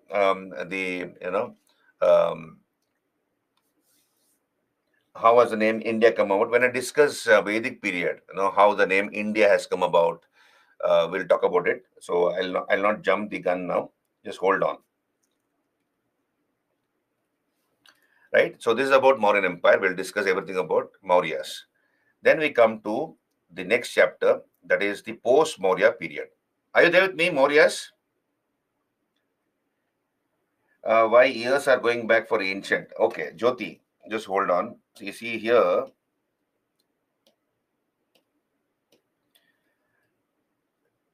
like for example, we write Lord Buddha 563 to 483 BC.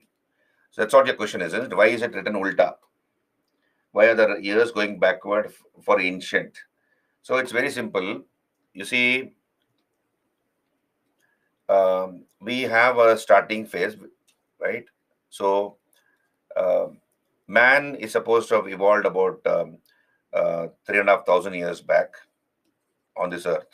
Okay, about life evolved about 4,600 years back, and from there we count, right?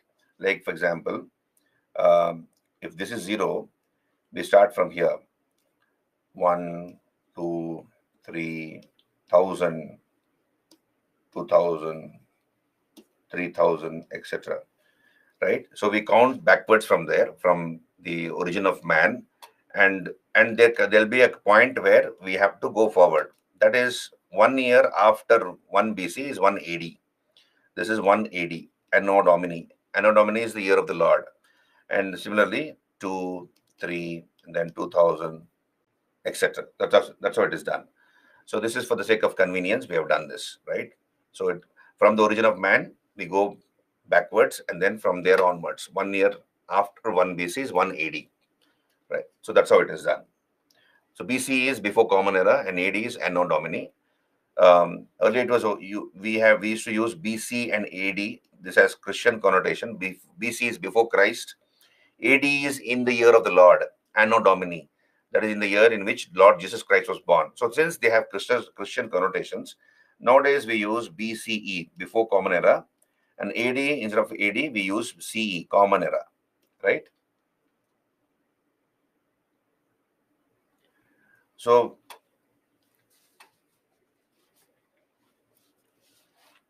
we'll come to that. Just hold on. Ramayana, Mahabharata period. We'll come to that. Yeah, Abhijit, I will be handling medieval India also. In which chapter we will read about Jainism, Buddhism? Zeba, I'll be discussing Buddhism, Jainism as part of art and culture. In fact, I start art and culture with religious movements. Buddhism first, then Jainism, Bhagavatism, Shaivism. That's how I do. We'll come to that when I do art and culture. Right? Now, let us come to the next chapter, post-Maurya period. Post-Maurya period. Now, what is this post-Maurya period? Post-Maurya period.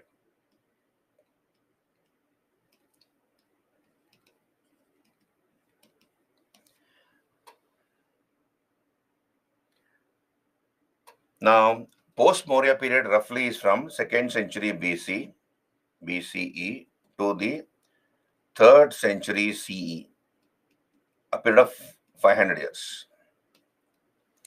What is post-Maurya period? That period after the end of the Mauryan period. That part of history after the end of the Mauryan period is called post-Maurya period. Now, if I draw a rough map, I'm not good at drawing maps, so please excuse me. So let us say this is India, right? So we have the Sungas succeeding the Mauryas. So who was the last Mauryan ruler? Last Mauryan ruler was a person called Brihadrata. Brihadrata. He was unpopular, so he was killed by his own commander called Pushyamitra Sunga. Pushyamitra Sunga. So Pushyamitra Sunga killed Brihadrata and ended the Mauryan Empire, Mauryan dynasty. And Pushyamitra Sunga established the Sunga dynasty. So the Sunga succeeded the Maurya. So we study about the important Sunga kings, what was their capital. Then after Sungas, we have the Kanvas, who succeeded the Sungas.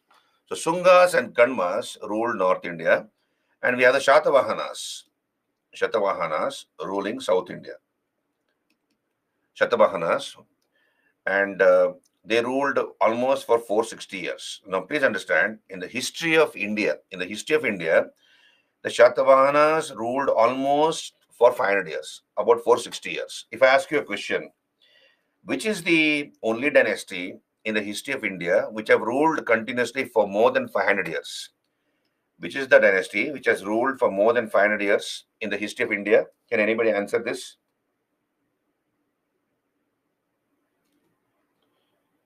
Lakshmi says Chola. No, Lakshmi.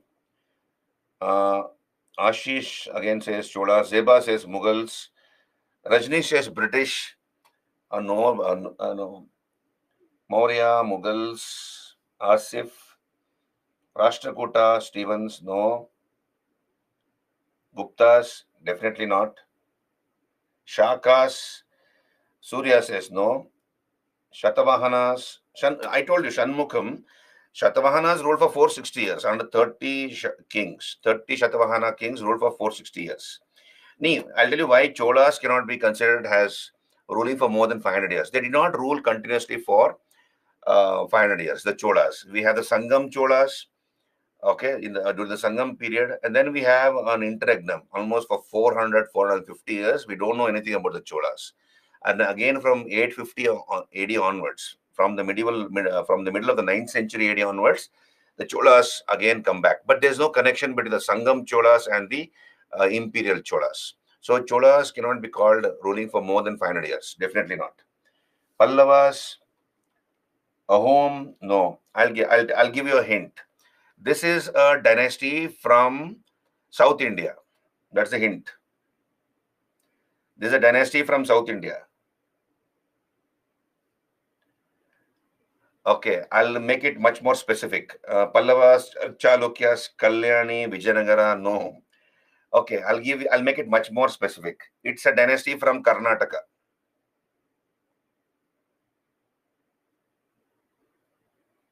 Hoysalas, Kadamba, Chera. Saurav, how can be Chera? Chera is ruled over Kerala region. Chalukya, Gangas, Animesh, no. Okay, I'll make it much more specific. Mysore region.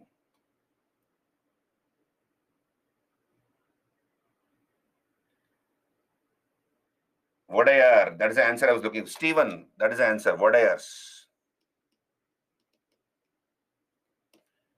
The Vodayars of Mysore. You see, we can trace the family tree of the Vodayars from 1399. Raja Vodayar was the one who established the principality of the Vodayars around Srirangapatna sometime in 1399. And we are in 2024.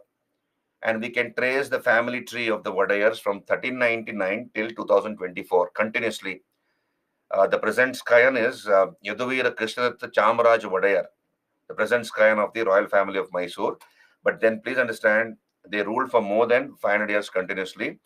Only during the period of Hyder Ali and Tipu Sultan, there were 4 Vodayars who never sat on the throne. Otherwise, they have ruled continuously for more than 500 years. So this is the only dynasty in the history of India who have ruled more than 500 years continuously. Next, somebody who comes very close are the Shatavahanas, who ruled for 460 years. So anyway, this was...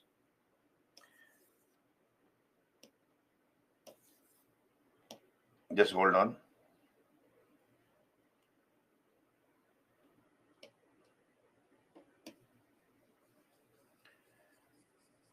So the Vodayars ruled for more than 500 years. Right. Now we'll come back here. I'm giving the highlights of this period. So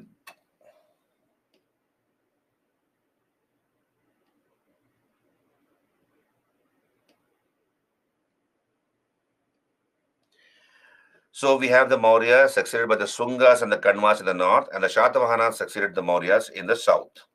And the Shatavahanas are also called Andhras. Why they are called Andhras, I'll go into those details later. The greatest of the Shatavahana kings was Gautamiputra Shatakarani. So we'll talk about it. Now, what do we study also in this chapter called post-Maurya period? We study about the 3 Tamil kingdoms. The Cholas, the Pandyas, and the Cheras.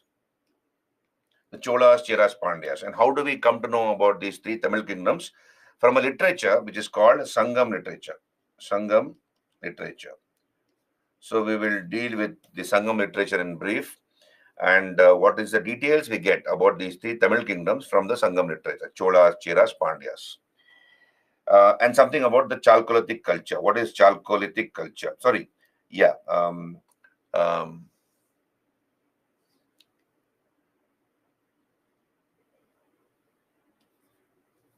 yeah. So here, um,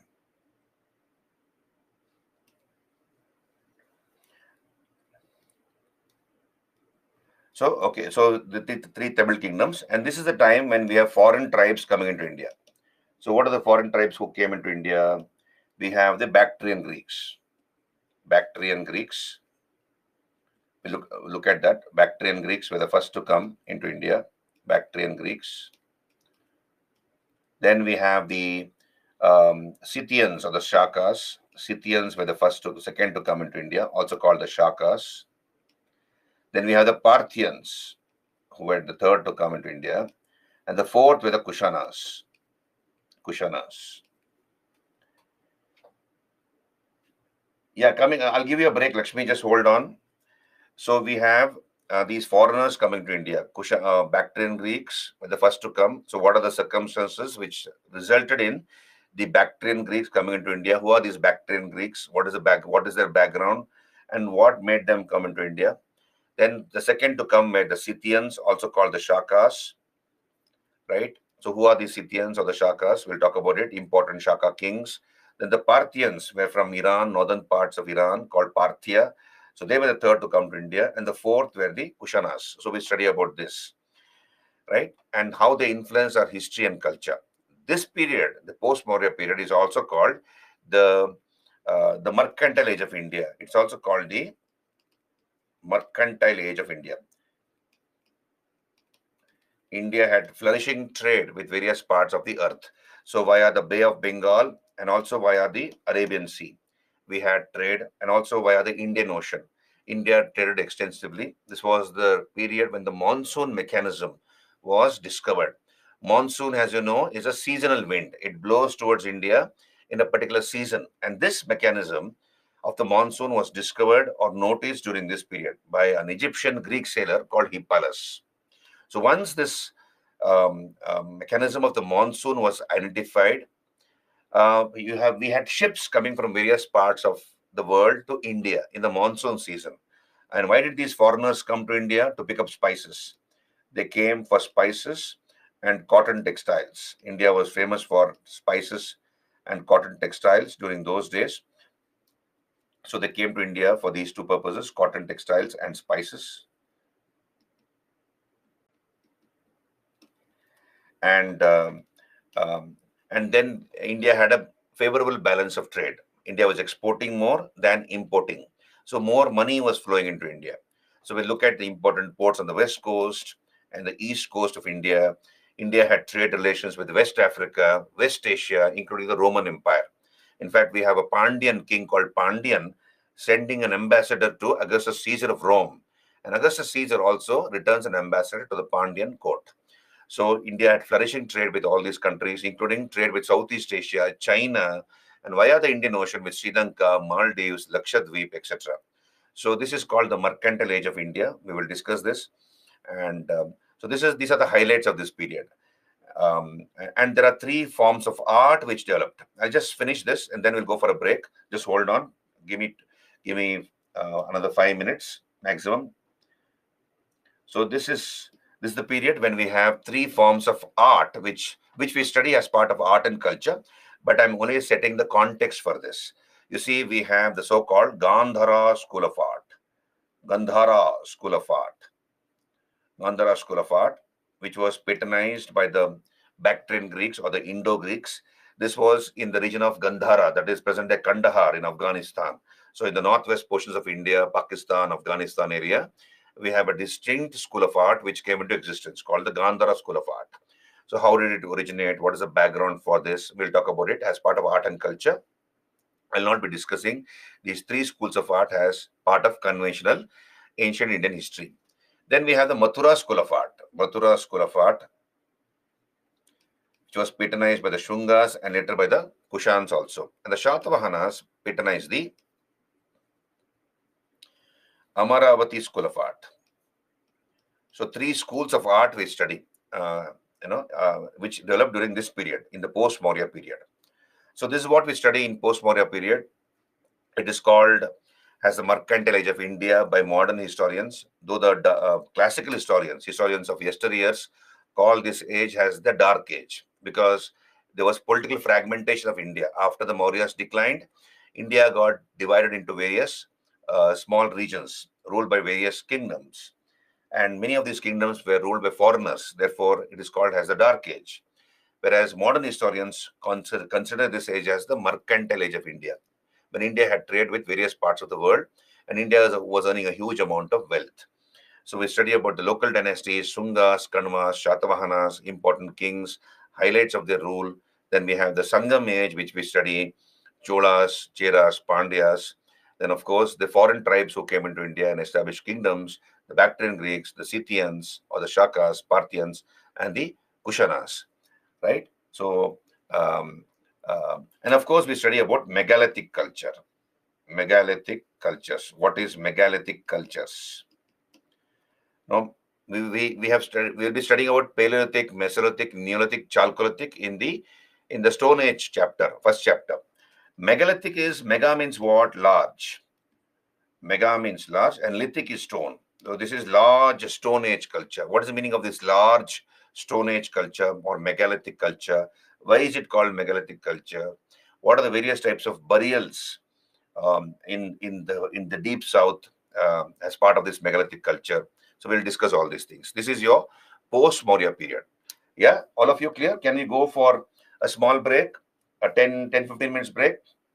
10-15 minutes is fine? Hello? Yeah, okay. So on my count, this is now 7:50, 7:52 on my watch. So we'll meet in another 15 minutes. Yeah, till about 8:05. Yeah, 8:05, 8:06, 8:07 we'll meet. So we'll meet after a small break. Thank you. We'll come back.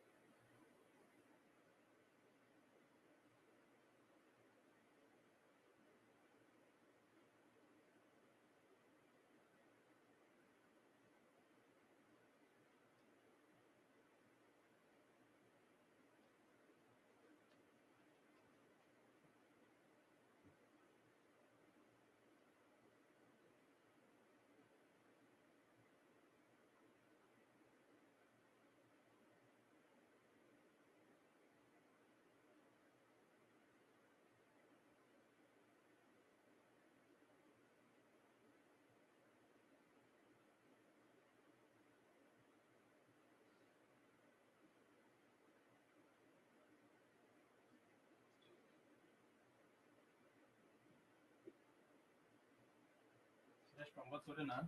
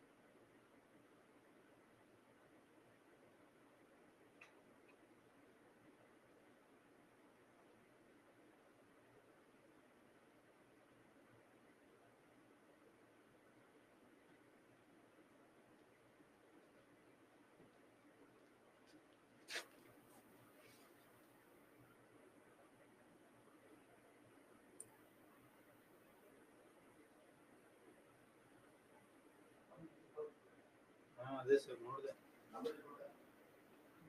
ನಾ starting ನೋಡಿದಾಗ ಅಷ್ಟಿದ್ರು sir 160 184 ತನಕ ಆಗಿದೆ. ಏನು 9 ತನಕ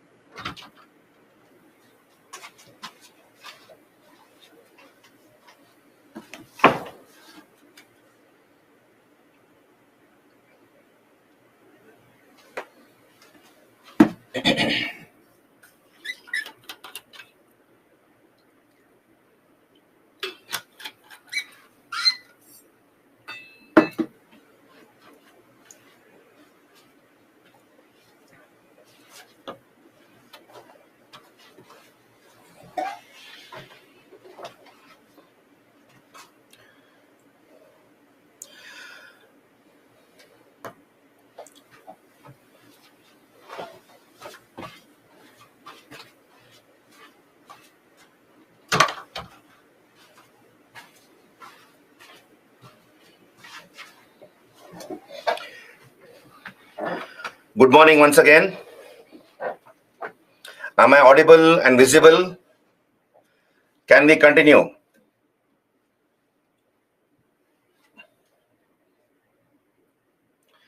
Thank you.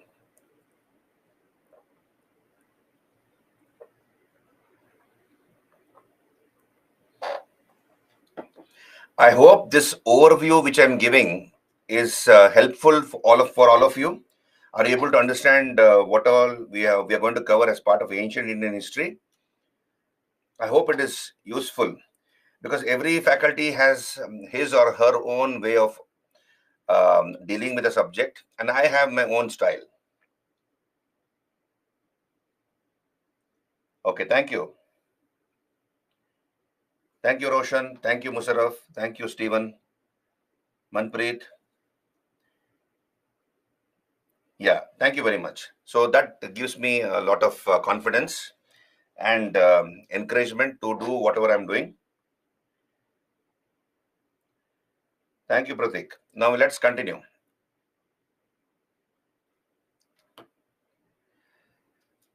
So we have discussed up to the post-Maurya period.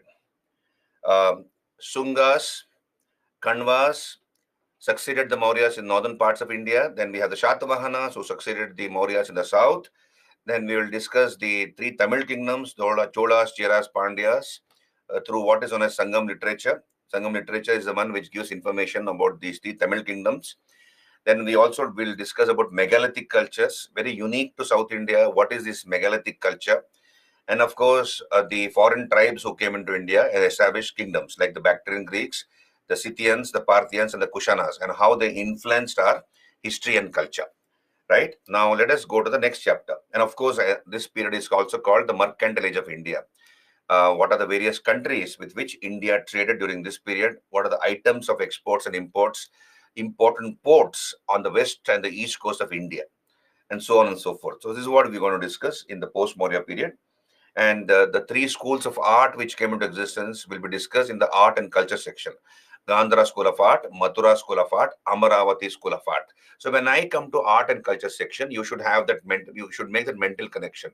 Okay, this is what this was the period when these three schools of art had come into existence, right?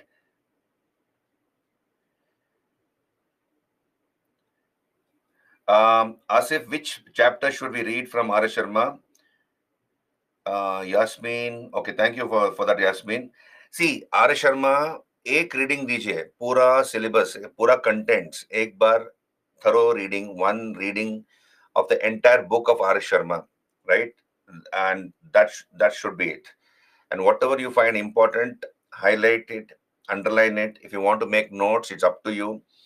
But then whatever you underlined or highlighted, you revise, go back and revise repeatedly. Then you'll get an idea. So my suggestion is make my PPTs the base. My PPTs are pretty exhaustive and I've covered most of the topics in that. I would say it might cover about 75 to 80% of the syllabus. Then once you attend the class and go through the PPTs, then you go and read the textbook.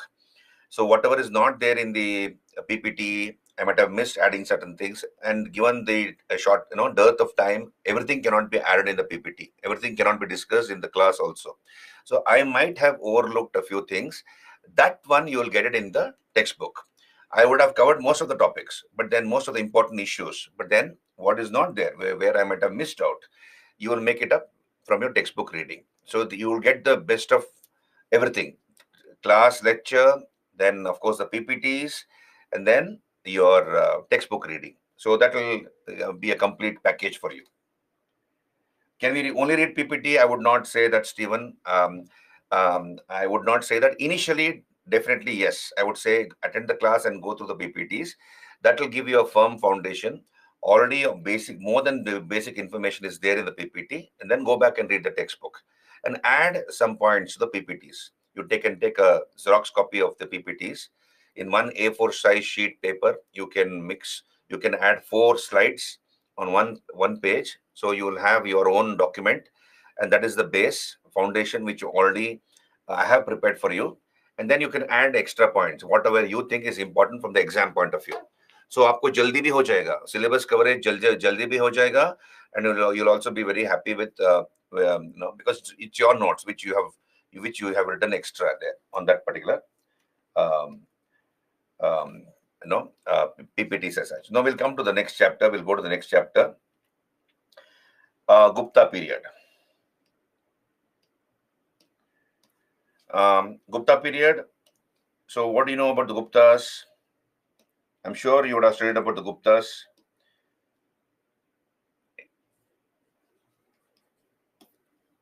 Gupta period. Yeah.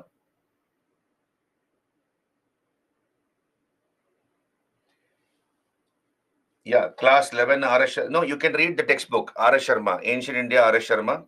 Read the textbook. NCRT, the old NCRT, instead of reading the old NCRT by R.S. Sharma, read the textbook by itself. Another Empire of India, Rajneesh. Okay, that doesn't speak much, Rajneesh.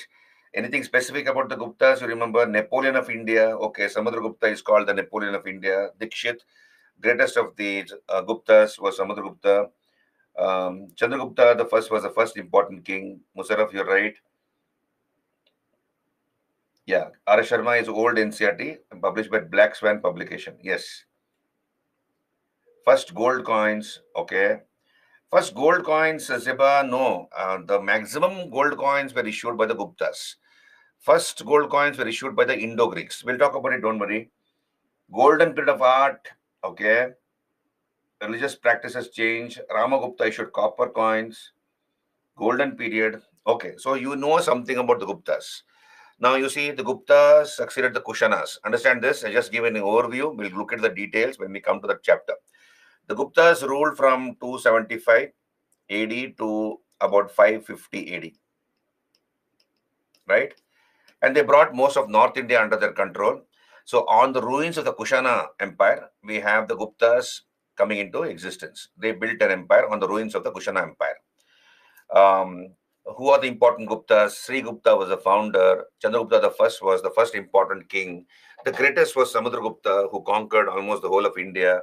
So we have Samudragupta via the Orissa coast. He comes and conquers 12 kings of South India. These are called the Dakshinapata campaigns of Samudragupta. 8 kings of North India were killed by him. He annexed their kingdoms after killing them. That's called the Aryavarta campaigns of Samudragupta. He conquered the forest kingdoms in central India, that is Madhya Pradesh, Chhattisgarh area, Atavika Rajyas they were called. The Pratyanta Nipatis, that is the border kingdoms, were also conquered by him, like Nepala, Kartipura, Nepal, Kashmir, Assam, Davaka. So the old names are there, Samatata, Bengal. So you should understand the old names as well as the equivalent new names of that period. So he conquered all these areas, and then he goes back to Pataliputra, that was the capital of the Guptas, and he performed an Ashwamedha sacrifice, a horse sacrifice. And for this particular achievement of his, Samudragupta is called the Napoleon of India by a British historian called Vincent A. Smith. So we'll talk about it. He followed a different policy with respect to the southern kings. He did not kill the kings of South India. He defeated them, gave back their kingdoms to them, and he allowed them to rule on certain conditions. So we'll talk about it. The policy of Grahana, Moksha, Anugraha. What is this policy of Grahana, Moksha, Anugraha, followed by Samudragupta? Then second greatest is called Chandragupta II. He was the second greatest of the Guptas, who took the title of Vikramaditya. This was the period when we have Kalidasa flourishing. Gupta period is called Golden Age of Sanskrit literature. No, we have so many scholars. Navaratnas were in the court of the Gupta king Chandragupta II, like Kalidasa, Varahamihira, Brahmagupta, Vararuchi, Shenku, Betara Bhatta, Ghatakarpaka, Kshipanaka, etc. So you should understand the books written by these scholars. Fahiyan, the first Chinese traveler, visited India during the Gupta period. What are the highlights of the Gupta period? The best quality iron, the best quality copper was made by the Guptas. So in Mehroli, in the Qutub Minar complex, we have a place, we have an area in Delhi called Mehroli, and there's an iron pillar standing. This belongs to the Gupta period. It belongs to the period of Chandragupta II Vikramaditya, more than 1600 years old, and not even a trace of rust in it, on it. So the best quality iron was made by the Guptas. Even now, with all the technology we have, we are not able to replicate the type of purity of iron which the Guptas had made.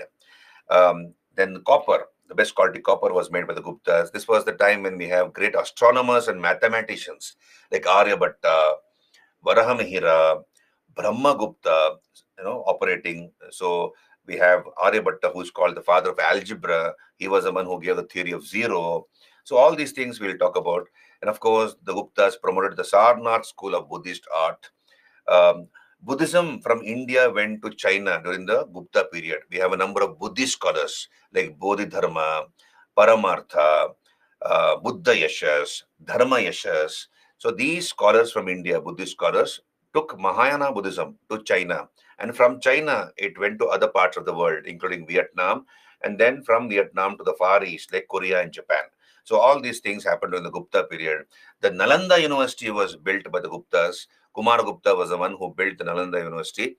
And Hyun Sang, the second Chinese traveler, gives us details about the Nalanda University. So the last great Gupta king was Skanda Gupta, and after the Skanda Gupta, we have weak rulers. So we have a Central Asian tribe called the Hunas or the Huns. So they began to attack India during the period of Kumara Gupta. Initially, the Guptas were able to defeat the Hunas. In fact, the crown prince Skanda Gupta defeated the Hunas. Then again, he became the king after the death of his father, Kumara Gupta. Skanda Gupta becomes the king, and again the Hunas attacked. They were from Central Asia, the Huns. So Skandagupta defeated them. But after Skandagupta, we had weak rulers. The repeated attacks of the Hunas, the assertion of independence by the feudatories, and of course the decline of foreign trade resulted in the final decline of the Guptas. Now, whether the Gupta period is called a golden age, we'll discuss that later. We never had a golden age in our history. We only had a classical age. We can call the Gupta period as a classical age. Because we see remarkable developments in literature, particularly Sanskrit literature, painting, art, but that is Sarnath School of Art, and sciences like mathematics, astronomy, etc. Only in these areas we had great developments during the Gupta period. Now, why it cannot be called as a golden age? Because we have corruptions, existing even during the Gupta period in the society. Untouchability was there, sati was there, okay, the degraded position of widows, women being looked down upon and denied education. So all these things existed during the Gupta period, and therefore Gupta period cannot be called as a golden age. For that matter, any period of Indian history cannot be called as a golden age. The concept of golden age is a myth. So we'll talk about the Guptas, and then once the Gupta Empire declined, you have the feudatories. And once it declined and collapsed, we have the feudatories who asserted themselves. Who are the feudatories? The Samantas or Samants who were under the Guptas, officers who were under the Guptas. They proclaimed themselves independent and established independent kingdoms after the Gupta Empire collapsed. Like, for example, the Maitrakas of Vallabhi, the Maukaris of Kanauj with capital Kanauj, the Chandras of Bengal, the Vardhanas or Pushyabhutis from Thaneshwar, etc. Later Guptas from Magadha. This is how North India got politically divided. So the next chapter and the last chapter in your ancient Indian history is post-Gupta period. That period after the end of the Guptas. So around 550 AD to 750 AD. This is your last chapter in ancient Indian history, post-Gupta period.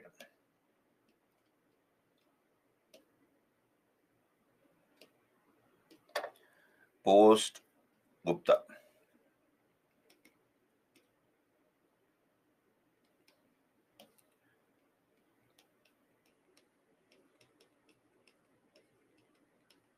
post-Gupta period. So that is what happened after the decline of the Guptas. So we have the political fragmentation of India, as I told you. We have a number of dynasties who came into existence.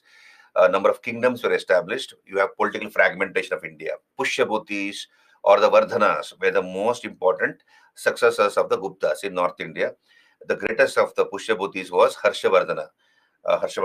So we'll talk about the Pushyabhutis and how Harsha comes to power. The second Chinese traveler, Hyun Sang, visited India during the period of Harshavardhana. Harsha was a Shaivite. He was a Shiva worshipper. And Hyun Sang converted Harsha to Buddhism, Mahayana Buddhism. So Harsha is called the last great emperor of ancient India. And so we study about the Vardhanas. Then we study about two dynasties in South India in this chapter. One is the Chalukyas of Badami, the Chalukyas who ruled of Badami. So apart from Harsha and the Vardhanas in North India, we study about the Chalukya Pallava conflict, the Pallavas of Kanchipuram. So what are the reasons as to why the Chalukyas of Badami fought against the Pallavas of Kanchipuram? So it was geography which determined history. There was a very fertile belt of land between these two kingdoms, the Krishna Tungabhadra basin, also called the Raichur Doab. So the Chalukyas were a plateau kingdom. Understand this. Geography determined history in this case. They were a plateau kingdom. What is the meaning of plateau kingdom? You see, they were a landlocked kingdom. The Chalukyas ruled over northern parts of Karnataka, present-day Karnataka, like Bagalkot, Bijapur, Gulbarga, Bidar. Those areas are not very heavy rainfall areas. It is in a semi-arid zone. So not much of revenue for the king from land. The main source of income for a king in ancient India, medieval India, was land revenue, what taxes he collects from the farmers. So since the Chalukyas ruled over this area where you had sparse rainfall and they only grew dry crops like bajra, ragi, jowar, only one crop in a year, there was limited income coming into the coffers of the Chalukyan king.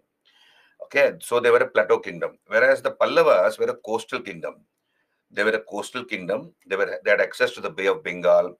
You had fertile deltas in their kingdom, so they could grow 2 to 3 crops in a year in those deltas. And after every harvest, the Pallavan king will collect taxes from his farmers. So more money was coming into the Pallavan treasury, with which he could maintain a larger army and also pay his officers and soldiers salaries.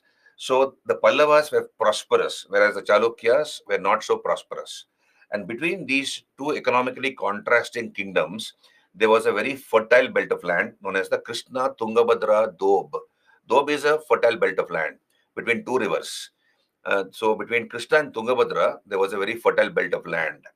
And the Chalukyas felt that if they have control over this area, the Krishna Tungabhadra basin, then their economic position will be better off because they were a kingdom who had limited income. And why should the Pallavas allow the Chalukyas to gain access over the Krishna Tungabhadra basin? So this area, the Krishna Tungabhadra basin, became a bone of contention between the Chalukyas of Badami and the Pallavas of Kanchipuram. And please understand, they kept on fighting against each other for dominating over that area, right? So constant warfare resulted in weakening of both these kingdoms. Now, look here, understand this. The Chalukyas, so it results in constant warfare, results in loss of men and material resources. You not only lose men, but also material resources, economic resources. So the Chalukyas were succeeded by their feudatories, the Rashtrakutas. The Chalukya kingdom declined, and the Rashtrakutas succeeded the Chalukyas. Rashtrakutas. So Rashtrakutas were feudatories of the Chalukyas of Badami. The Pallavas also became weak because of constant fighting with the Chalukyas. And the Pallavas were succeeded by the Cholas. So Samjha Karo, understand this. The flow of history, you get it in your mind clearly. So Chalukyas of Badami succeeded by the Rashtrakutas and the Pallavas succeeded by the Cholas. The Rashtrakutas and the Cholas also fought over this area, right? Over the Krishna Tungabhadra basin. Constant fighting weakened both of them, right? And then we have the Rashtrakutas succeeded by the Kalyana Chalukyas, Chalukyas of Kalyana or Kalyana Chalukyas. Kalyana Chalukyas. They were the feudatories under the Rashtrakutas. So Rashtrakutas were succeeded by the Kalyana Chalukyas. The Chalukyas of Kalyana ruled over Kalyani or Kalyan that is Basava Kalyan in Bidar district of Karnataka. So in the modern Bidar district, you have an area called Basava Kalyan. They rule from that area. So therefore, they're called Chalukyas of Kalyani. And the Chalukyas of Kalyani also fought over the Cholas, against the Cholas, over this area. So, and then what happened? The Cholas were succeeded by the Pandyas. The Cholas were succeeded by the Pandyas, and the Chalukya, the Kalyana Chalukya kingdom, also got divided into three parts.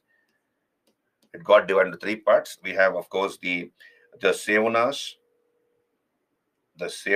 or the Yadavas, who ruled from Devagiri. Then we have the Hoysalas and the Kakatiyas. So the Kalyana Chalukya kingdom got divided between three kingdoms. The Sevanas or the Yadavas of Devagiri in present day Maharashtra, Aurangabad district, that area, you have the Yadavas ruling. The Hoysalas ruled from present day Hassan district of Karnataka with Belur and Halebid as their capital. And Kakatiyas ruled from Oragallu or Warangal in Andhra. So the Kalyana Chalukya kingdom got divided into three parts.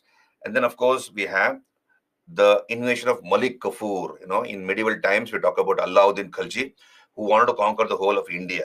So North India was first conquered by Alauddin Khalji, and then he sent his general called Malik Kafur to attack South India and loot the wealth of South India.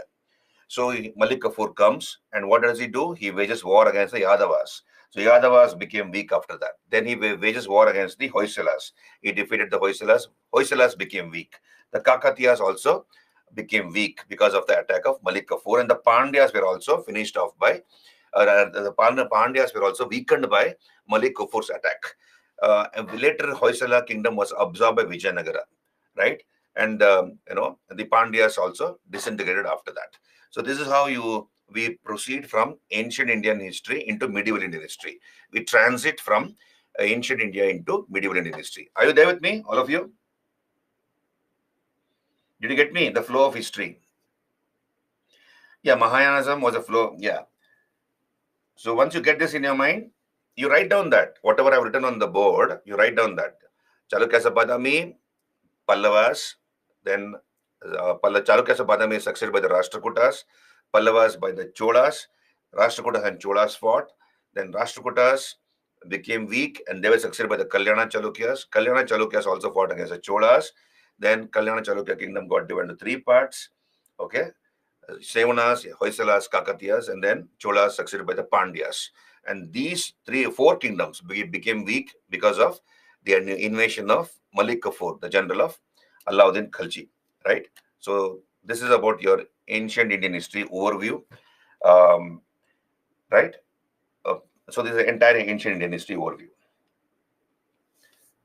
Palas, we'll come to that, Surya. We have the triangular conflict for Kannauj. When I do medieval India, we'll talk about it. The triangular conflict between the Palas, Pratiharas, and the Rashtrakutas. Okay, so this is your overview of ancient Indian history. So without wasting much time, let us come to the first chapter.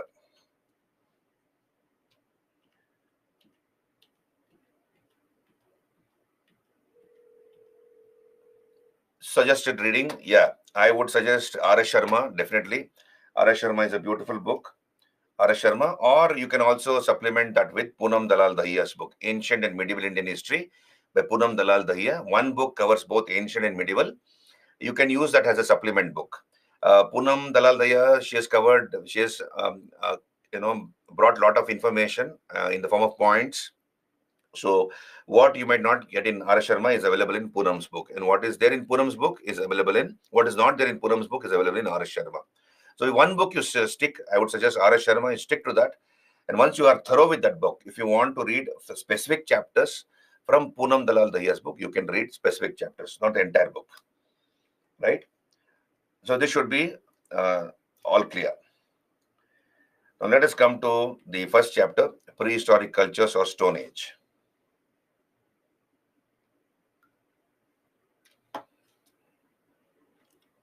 So We have already discussed this synopsis. For every chapter, I have put a synopsis before I start the chapter. What is history? What is prehistory? What is proto-history? So we have already discussed this. What is history? All those happenings of the past which have been written down and understood is history. All those happenings of the past which have been written down and understood is history. Okay, so then prehistory is for which we do not have any written records. We rely entirely on archaeology to study that period of history. That is prehistory. And what is proto-history? All those happenings of the past for which we have written records, but we are not able to read them or decipher them, understand them. That is called proto-history, right? Rajneesh, will you mention which specific chapters from Poonam's book? Um, See, I would suggest um, Indus civilization. Indus civilization. You can read Maurya's post Maurya, right? So this should be enough. Indus civilization, Maurya, post Maurya, and Gupta. This should be enough from a post, from Poonam Dalal Dahiya's book. Very nicely given.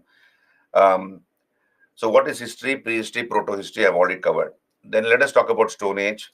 What is Stone Age? Then the various, uh, um, various phases of the Stone Age, like Paleolithic Age, Mesolithic Age, Neolithic Age, characteristic features of each of these age, the characteristic tools and important sites pertaining to these Stone Ages. And what is Chalcolithic Age? Features, Chalcolithic cultures and sites. So we'll be discussing all this in this chapter.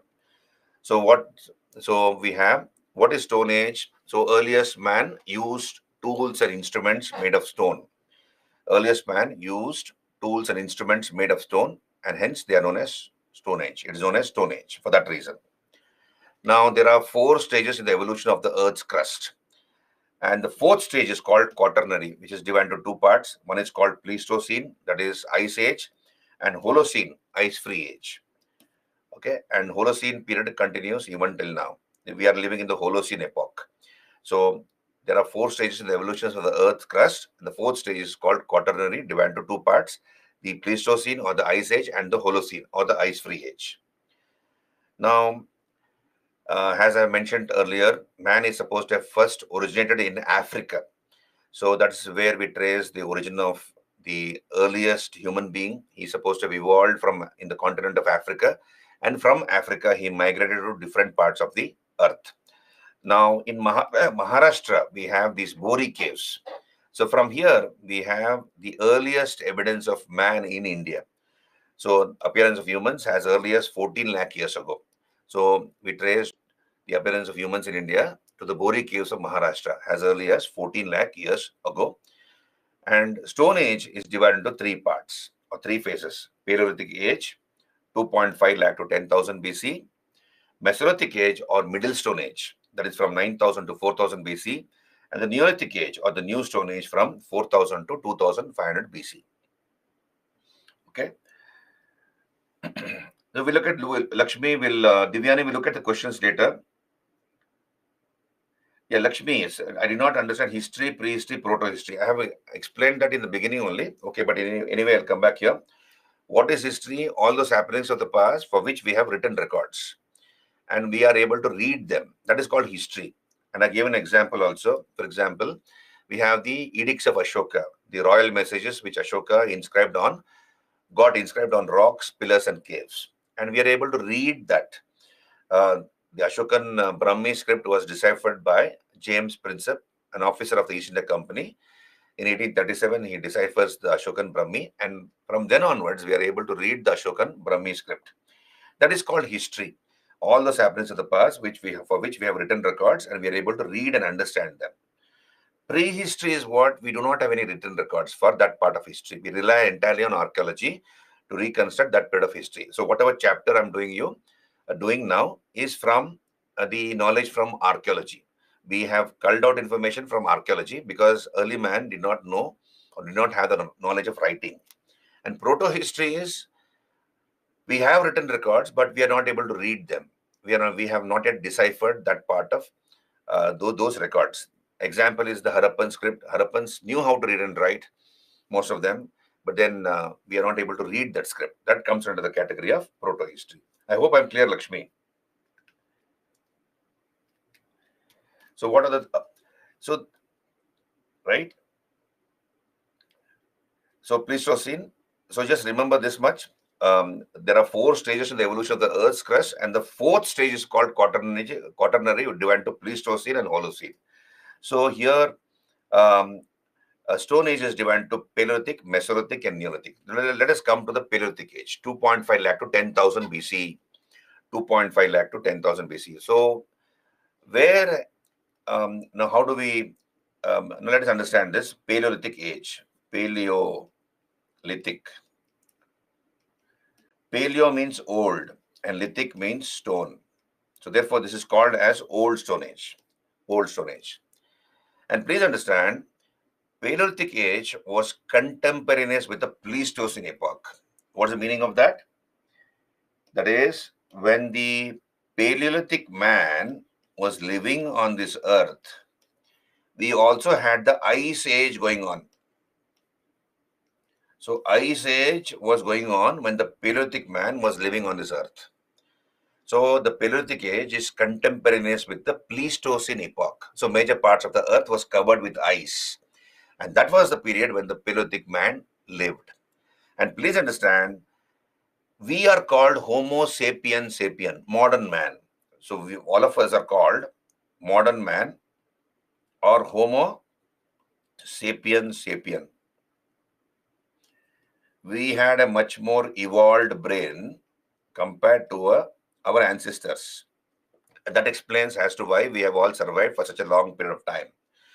Now, the Paleolithic man belonged to a species prior to the Homo sapiens sapien. He looked different from us. The Paleolithic man looked different from the modern Homo sapiens sapien. Only towards the end of the Paleolithic age, we have the modern Homo sapiens sapien coming into existence. I hope I'm clear. Modern Homo sapiens sapien came into existence only towards the end of the Paleolithic period. Right? So the Paleolithic man belonged to a species prior to the Homo sapiens sapien. Right? So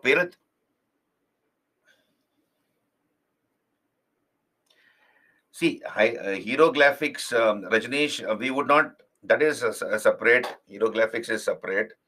You know, Indus civilization cannot be called put under the category of history because Harappan script even now remains undeciphered. It comes under the category of proto-history. Anurag, you're not getting.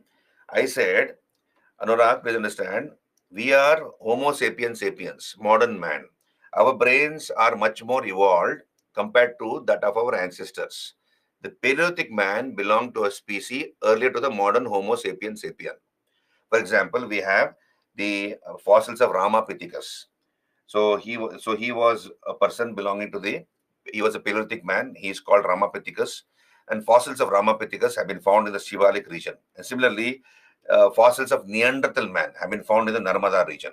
So as you can see, Paleolithic man belonged to a race earlier to Homo sapiens. So Ramapithecus and of course Neanderthal man belonged to the Paleolithic age. Right? So modern Homo sapiens sapien arrived much later towards the end of the Paleolithic age. He comes into existence towards the end of the Paleolithic age. Are you there with me? Homo sapiens sapien means modern man, thinking man, right? He had a much more advanced brain, developed brain compared to that of his predecessors.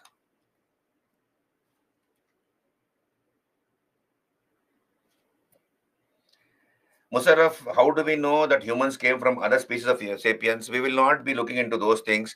This is part of anthropology. As part of physical anthropology, people will study all these things. We are just sticking to conventional history, right? So I'll be just sticking to that. How he evolved. You have, Homo erectus, Homo habilis, Neanderthal man. Slowly he became Homo sapiens sapien. All those things you study as part of anthropology. Physical anthropology, not history as such. So we'll just stick to history part. We'll come back here. Now, how was man's life in the Paleolithic age? How was man's life in the Paleolithic age? Understand this? He was basically a hunter and a gatherer. He was a hunter and a gatherer. He would hunt wild animals and gather fruits, tubers, berries, and eat them up. Fruits, tubers, berries, and eat them up. And he would hunt wild animals. This is number one. So he's called a hunter and a gatherer. Now, please understand, he lived in a cave very near to a river. Very near to a river. So Paleolithic man lived in natural caves, not man-made caves. He lived in natural caves, and he preferred to live on the banks of rivers. Now, why did he prefer to live on the banks of rivers in natural caves? Simply because you have the Paleolithic man requiring stone to make tools. So he required stone to make tools, and you have a better chance of a successful hunt because wild animals will come to drink water to the riverfront. So there's a lake or a river there. Wild animals will come to drink water, and then he can attack them and then kill them. So there's a chance of a successful hunt. Okay, a better chance of a successful hunt if he's living very near to a river. And he required also water for his sustenance. So for these reasons, he preferred to live in a natural cave very near to a river. Plain areas were generally avoided. Plain areas were generally avoided. There might have been some people living in huts, in thatched roofs, under thatched roofs in a plain area, but those examples are very, very less. Now, uh, Paleolithic man knew how to kindle fire. So he knew how to make fire. So he knew how to make fire, and fire was used only to keep himself warm and to protect himself from wild animals. So he kindled fire, he made fire to keep himself warm and to protect himself from wild animals. In other words, he never cooked food on fire. So he never cooked food on fire, right? He ate everything raw. He ate everything raw. So can you take a bigger font? Okay.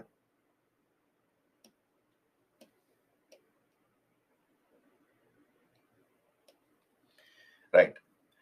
Yeah, Sejal, I'll write in a bigger font. So here he was basically a hunter and a gatherer. So he'll hunt wild animals and gather fruits, tubers, berries, etc. And depending upon the season, he will go from one place to another place. For example, in the summer season, he'll be in one place, and in the winter season, he'll be in another place. So depending upon the availability of food and water, he would go from one place to another place. He lived in natural caves very near to a river because it required stones for making tools and instruments and water for his sustenance. And thirdly, he knew how to kindle fire, but fire was used only to keep himself warm and to protect himself from wild animals. He never cooked food on fire. Paleolithic man used to cover his body with the skin of animals. So he used to cover his body with skin of animal, fur and skin of animals, bark of trees, etc. So there was no concept of shame. It was only to protect himself from the cold. Okay, so it was only to protect himself from cold. He would cover his body with the skin and fur of animals and the bark of trees, or maybe he would even use some big leaves. Okay, so this is how he lived.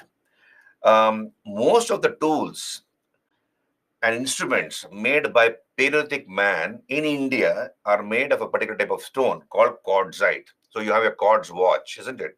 Quartz is a type of stone. So most of the stones, most of the tools and instruments made by Paleolithic man in India are made of quartz. Hence, Paleolithic man in India is also known as quartzite man. He's also called quartzite man for that reason.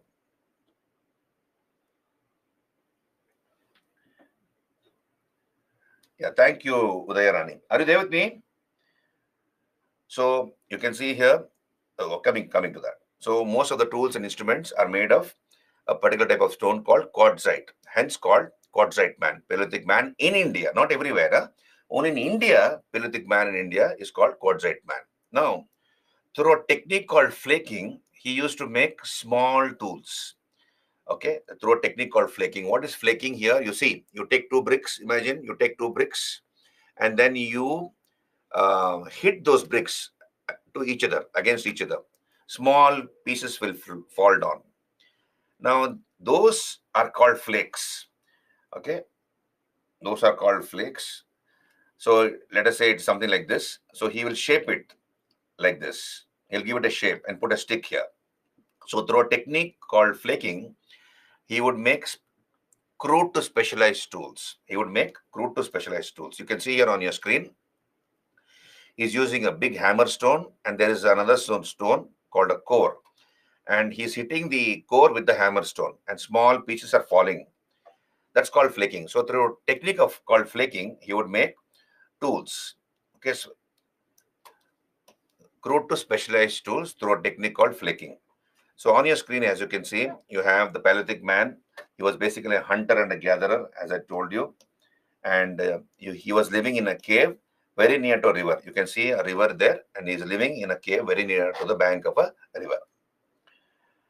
Now, Paleolithic age in India is divided into three periods. We have the early or lower Paleolithic. So overall period is what? 2.5 lakh to 2.5 lakh BC to 10,000 BC. So this is subdivided into three parts. You have early or lower Paleolithic, 2.5 lakh to 1 lakh BC, middle Paleolithic, 1 lakh to 40,000, and late or upper Paleolithic period, 40,000 to 10,000 BC. So to overall 2.5 lakh to 10,000 BC. And we have different types of tools used by early man, like this. Early or lower Paleolithic use hand axes, cleavers, choppers, blades, burins, etc. So these are the various type of tools used. He might have used tools of wood and bone. Paleolithic man might have used tools of wood as well as bone, but unfortunately they have not survived as they are perishable in nature. Over a period of time, they deteriorate, they perish. So he might have used wooden and bone tools, but they have not survived. And how does a hand axe look like? Look here on your screen. On your screen, you can see the picture of a hand axe. So this is a worked hand axe, that is, a Paleolithic man has given it a shape. This is from Hungsi Valley in Karnataka. So a piece of hand axe found from Isampur. So this is called a hand axe. Archaeologists, of course, have given these names: hand axe, cleavers, choppers, flakes, blades, points, borers, scrapers, etc. So these are the various type of tools used by Paleolithic man. And where are these tools found? So what is important from the UPSC point of view? UPSC will not ask you how the early man lived, how Paleolithic man lived, or Mesolithic man lived, etc. They'll not ask you that. Till now, they have not asked. What they can ask you is what are the characteristic tools used by Paleolithic man and what are the sites where they have been found. Generally, they'll ask you the sites, places where they have been found. So let us look at the places where they have been found. So these are the various tools. You can see here chopper. There's a chopper, a biface of the lower Paleolithic period. You have a knife, a scraper, then we have blades, harpoon used for fishing, a spear thrower, a javelin, a needle, a perforated, etc. So these are the various type of tools used by Paleolithic man in various phases. Now, the first place where Paleolithic tools were found is near Chennai. That is called Pallavaram. So at a place called Pallavaram near Chennai in the year 1863, this man on your screen, Robert Bruce Foote, he was the first to discover Paleolithic tools at this particular site called Pallavaram near Chennai. And Robert Bruce Foote is called the father of Indian prehistory for that reason. He's called the father of Indian prehistory.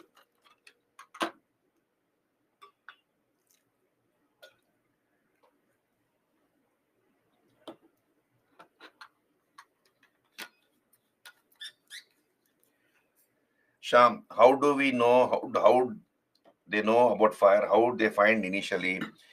You have forest fire, Sham. Forest fire is there. You have a lightning which might have struck a part of the, or it might have struck a part of the tree, or bushes, and it might have got fire. So man slowly discovered how to kindle fire, how to make fire when he brought two stones and struck it at each other or rubbed it, so small sparks are created. So through experience, with a lot of effort and diligence, slowly he learned to make fire. So he had learned to make fire in the Paleolithic period.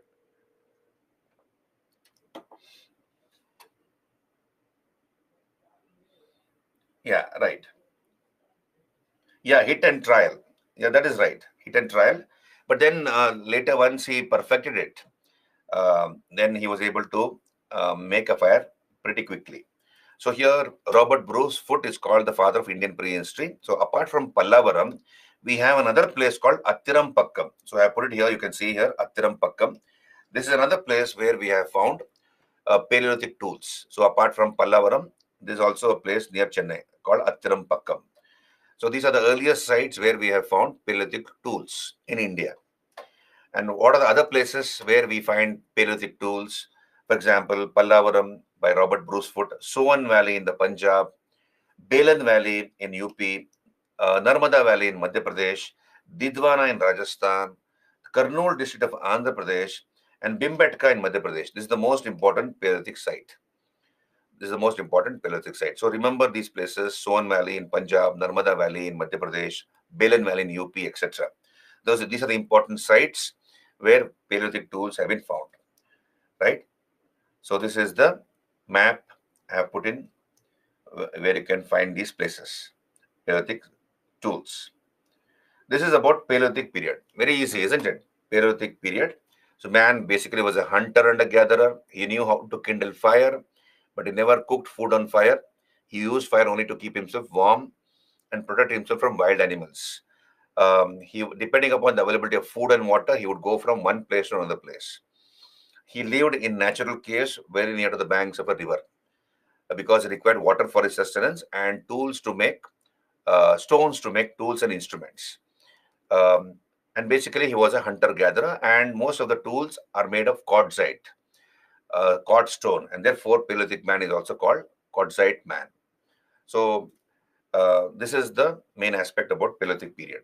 Now, let us come to the next period, Mesolithic age. Middle Stone Age. What is Mesolithic age? It is also called Middle Stone Age. This is the intermediate stage between Paleolithic and Neolithic. It came in between the Paleolithic and the Neolithic age. Mesolithic. Meso means middle. Meso means middle, and lithic is stone. So, what happened during this period? Please understand, by the time the Mesolithic age began, the Pleistocene epoch had come to an end. The Pleistocene epoch had come to an end. That is, Ice Age had ended. Ice Age had ended. So, when the Ice Age had ended, by the time the Mesolithic age began, what do we notice? We notice new flora and fauna, new plants and animals, flora and fauna on this earth. So the weather had become warmer. And since the weather had become warmer, we had new plants and animals. So it was a much more comfortable environment for the Mesolithic man to live and thrive, right? So he lived in a much more comfortable environment. So this is the intermediate stage in Stone Age culture, right? And the Pleistocene epoch had come to an end. Ice Age had come to an end. So how was the life of the Mesolithic man? How different was it when compared to that of the Paleolithic man? Now, basically, please understand, Mesolithic man also continued to be a hunter and a gatherer. He also continued to hunt and gather. But towards the end of the Mesolithic age, please understand, towards the end of the Mesolithic age, he took to settled agriculture on a small scale. He began to cultivate wild varieties of crops on a small scale. So earlier he used to gather and eat them up. He used to hunt wild animals and gather roots, tubers, berries, seeds and eat them up. Now he began to cultivate wild varieties of crops on a small scale. So imagine this is a small plot of land and he has cultivated wild varieties of crops. Now, since he had taken to agriculture on a small scale, that led to the birth of incipient villages, small settlements. Small settlements came into existence for that reason, because he had taken to settled agriculture on a small scale. And also, he began to domesticate animals on a small scale. He began to domesticate animals on a small scale. So, wild varieties of crops grown on a small scale, domestication of animals on a small scale began during this period, during the Mesolithic period, right? Then we have evidence of artificial shelters. So he began to make houses on a small scale. Rather, we have evidence of making houses, artificial shelters. Earlier, he used to live in natural caves. Now you have man-made structures. And where do we find such man-made structures? Sarai Nahar Rai. So cultivation of wild varieties of crops leading to birth of small settlements. That is number one. Second is construction of artificial shelters. Example, Sarai Nahar Rai in UP. So these are the earliest constructed houses in India. Then we have evidence of intertribal conflicts leading to wars. Again, from Sarai Nahar Rai, we have evidence. Now, how do we know that there were intertribal conflicts leading to wars? From paintings? So please understand, from Mesolithic period onwards, we have the beginning of paintings, what is called prehistoric art. Prehistoric art begins from Mesolithic period. And from these paintings, which are found in various caves of India, we come to know that Mesolithic man would fight against other tribes. Okay, so you have battles being fought. From that we come to know. Then we have the beginning of handmade pottery. So he began to make pots with the help of hands. So it was not on the wheel; it was handmade pottery. So again, the example is Chopani Mando in UP. So UP, it gives us a lot of um, evidences. One is, of course, construction of artificial shelters. Secondly, paintings which show intertribal conflicts leading to wars. Then beginning of handmade pottery. And I mentioned here, wheel-turned pottery comes from the Neolithic period onwards. Wheel-turned pottery, right? Animal domestication on a small scale, both for dairy and meat. Both for dairy as well as meat, he began to domesticate animals like cows, goats, sheep, etc. We have the evidence of earliest herding from Bagor in Rajasthan. What is herding? Herding of cattle. So you have the cow herd who herds the cattle, takes them together for grazing. That's called herding. So we have evidence of earliest herding coming from Bagor in Rajasthan and Adamgarh in Madhya Pradesh. And Bagor is the largest Mesolithic site in India, right? So what are what is unique about Mesolithic period? Um, you know, is the use of small stone tools called microliths. Microliths.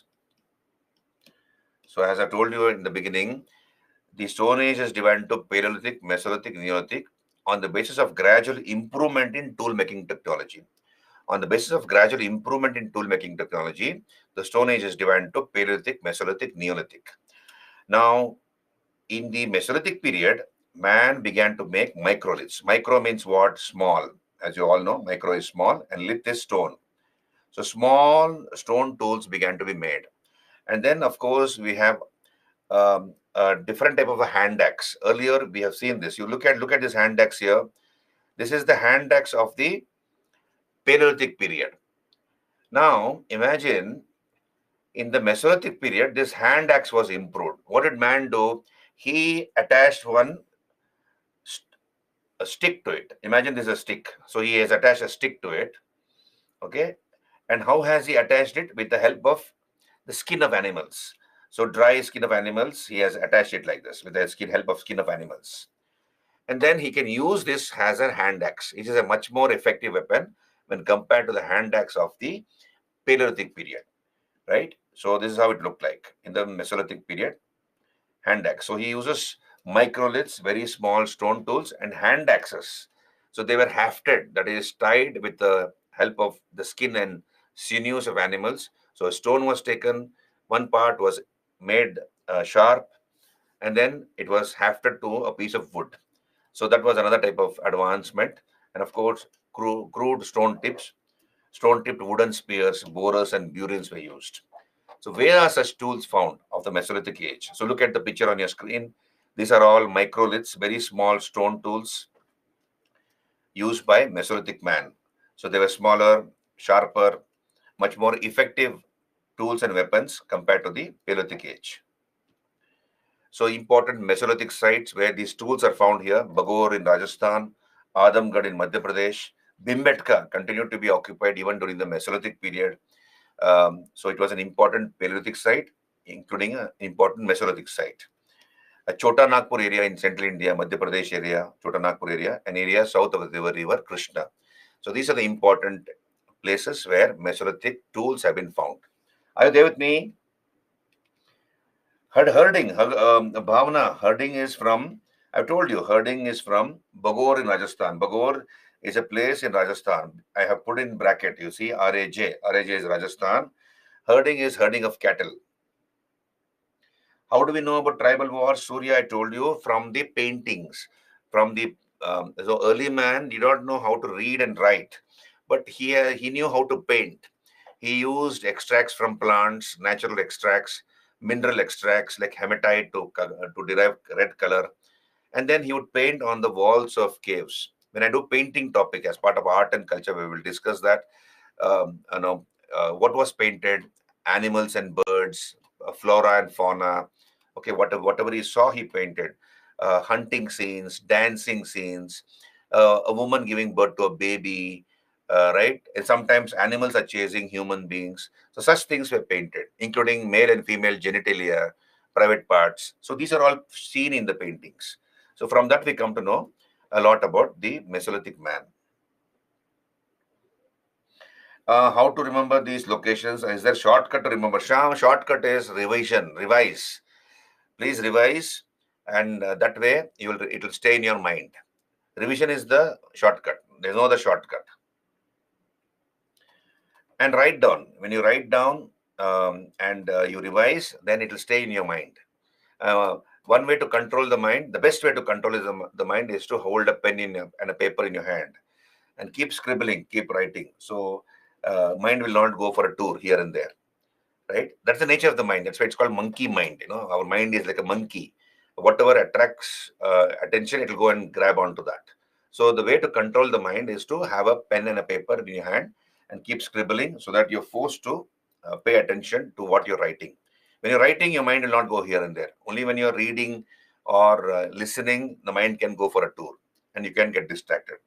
So the best way it is to scribble, write down. Okay, Sham, right. So these are the Mesolithic sites where tools have been found. Then let us come to the next period, that is, so Bagor, Adamgad, Bhimbetka, etc. Neolithic age. Neolithic age is also called New Stone Age.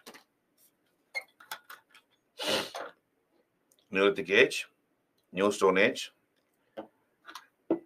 which is also called Neolithic Revolution.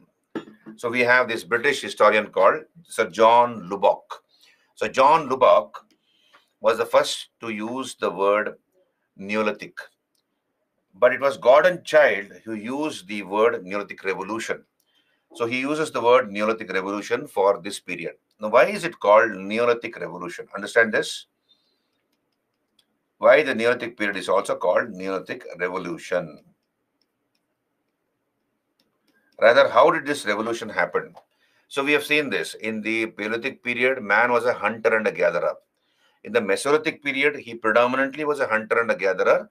But towards the end of the Mesolithic period, on a small scale, he began to engage in animal domestication, animal husbandry, and he began to grow certain wild varieties of crops on a small scale. In the Neolithic period, man began to cultivate plants on a large scale. In other words, he took to settled agriculture on a large scale. And this brought about a revolution in his life. You see, imagine there's a tribe of 500 people. There's a tribe of 500 people. And out of these 500 people, about, let's say, 150 of them have taken to agriculture on a large scale. So they clear a patch of the forest or on the banks of a river. Mostly it was done on the banks of a river. So they, they get the field ready and they engage in agriculture. Now, whatever is grown by these 150 people is enough to feed the entire tribe for a few weeks or a few months. Let's say for about 4 months or 6 months, the tribe doesn't need to search for food because everything has been cultivated and stored inside pots. Now, please understand, wheel turned pottery came during the Neolithic period, wheel turned pottery or wheel made pottery. So man began to make pots on the wheel, and whatever was cultivated was stored in those pots.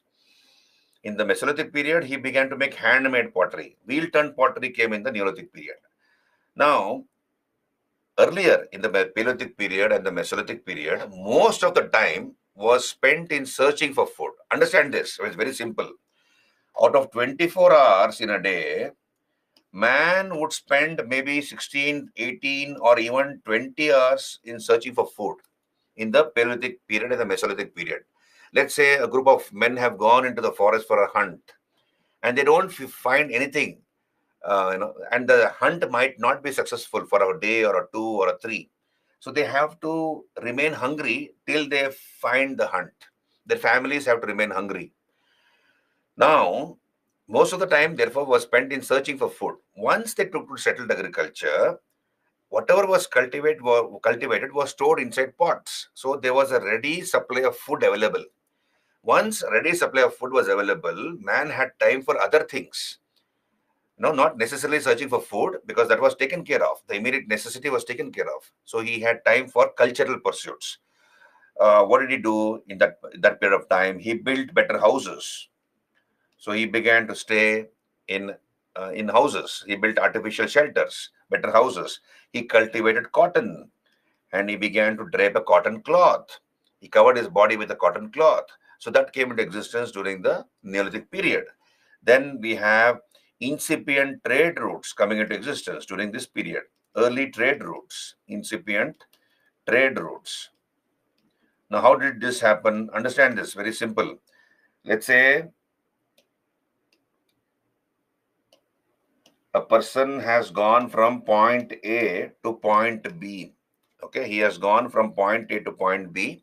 He has gone wandering in the forest, and he reaches a point where he finds certain things which is not available in point A. So let us say, he finds a very exotic green stone. Okay, he finds something here, a green stone or something very exotic in this place. So what does he do? He brings it back from point B. And somebody from point B might have come to point A, and he might have found something here which is not available in point B. So these are called incipient trade routes. Early trade routes came into existence during this period, right?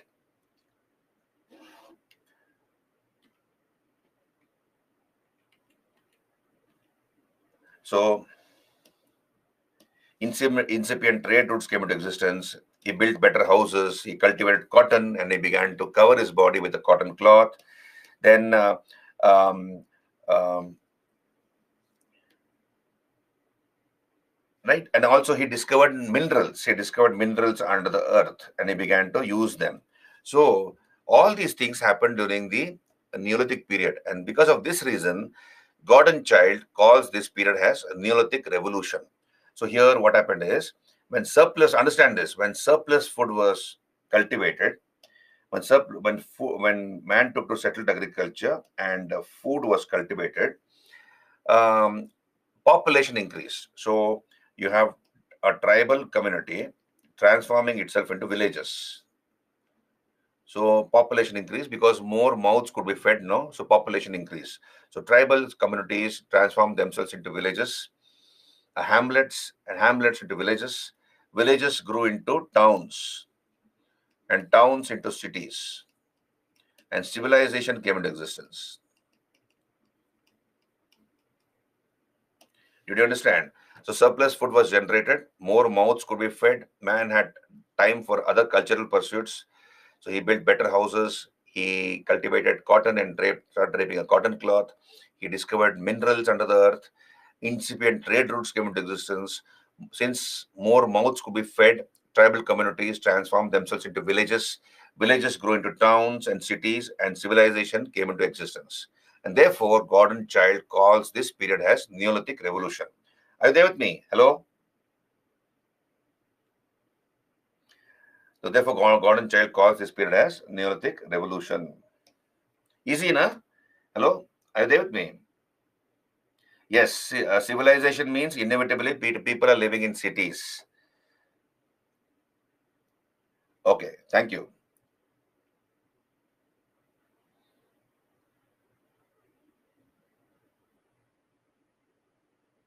Yeah, Sham, there's an overlapping phase. You cannot say clear cut that Mesolithic period ended and Neolithic period began this period, but it is an overlapping phase. In some places, you have both cultures existing side by side.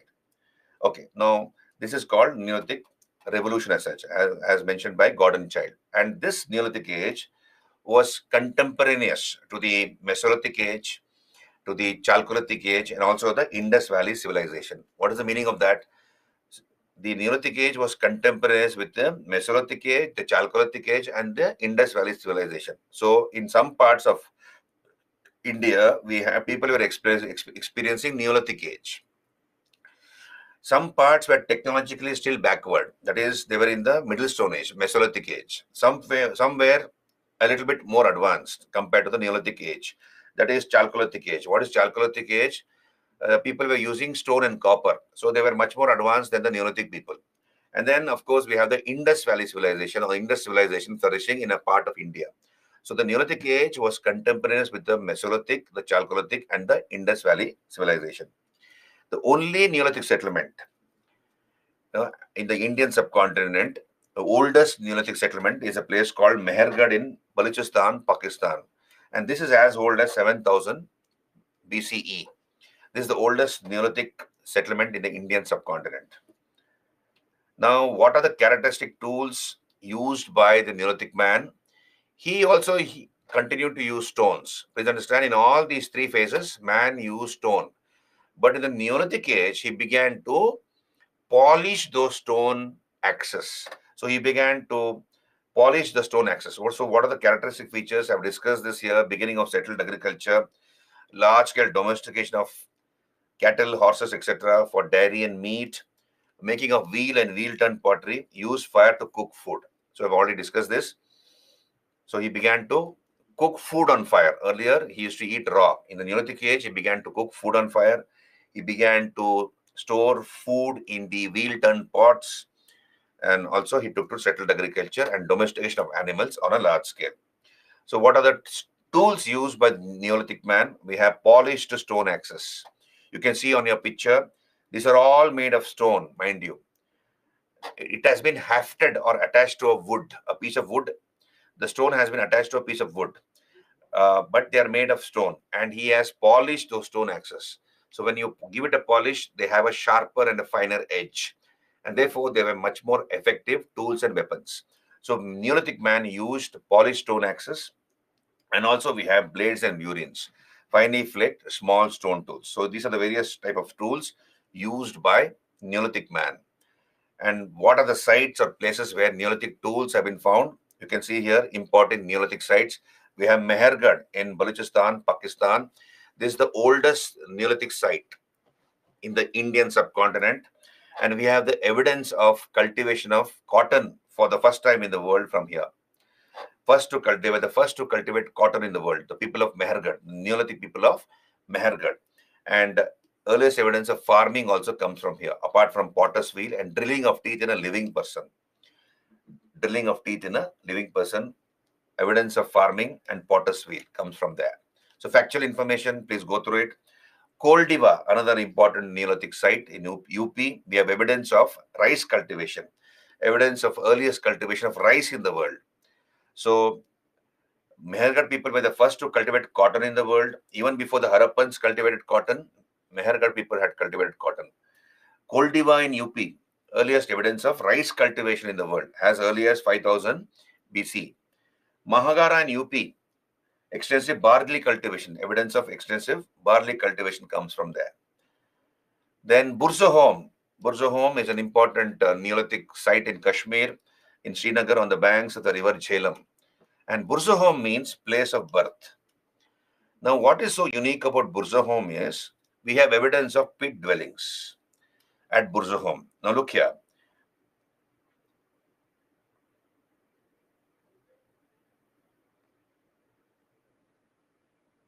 What distinguishes Mesolithic culture, Neolithic culture? I mean, Animesh, Mesolithic culture, I told you, man began to cultivate wild varieties of crops on a small scale, and animal husbandry was also practiced on a small scale. Neolithic age, it was on a large scale. He began to take to settled agriculture on a large scale, and animal husbandry also on a large scale, and that brought about a revolution in his lifestyle. Okay, that's the main thing. Drilling of teeth is, drilling of teeth. What a dentist does, he drills in case there's a cavity or some problem in the gums or in the teeth. He drills the teeth and removes the cavity and fills it up with some plaster. That's called drilling of teeth. Harshita. Yeah, Shubhankar, they might have used bone tools. We never know, but they have not survived. Unfortunately, they have not survived. Yeah, I'm coming to pit dwellings. Bhavna, just hold on. Look here. Now, Kashmir is a place of extreme climatic conditions. Some of you students might be coming from Kashmir. It goes to extreme temperatures, -10, -20, -30 in parts of Kashmir. So you see here, people in the Neolithic period at Kashmir used to dig a pit. You see, this is called pit. There's a pit here. A pit has been dug up like this. And what do? They have covered the pit with a thatched roof. So thatched hut, a thatched roof. They might have also used skin of animals to cover the roof of the hut. And they will enter the pit with the help of ladders like this. They'll use ladders like this to enter the hut, and they will live here. They will live here. Now, this is called pit dwellings or dwelling pits. Dwelling pits or pit dwellings. Now, Kashmir is a place of extreme climatic conditions. To protect themselves from the cold blizzard of Kashmir, people used to live in such pit dwellings. This is very unique to Kashmir. Right? So this is what it is. And of course, we have evidence of double burial from Burzahom. What is double burial?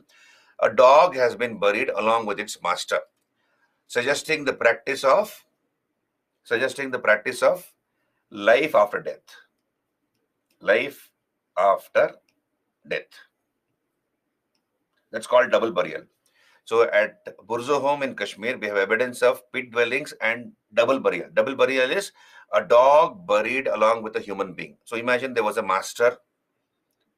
So there was a master called A, and this master had a dog called B.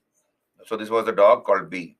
So let's say the master died, and B was his favorite dog. So what would the people do? They will kill the dog and bury B also along with A, right?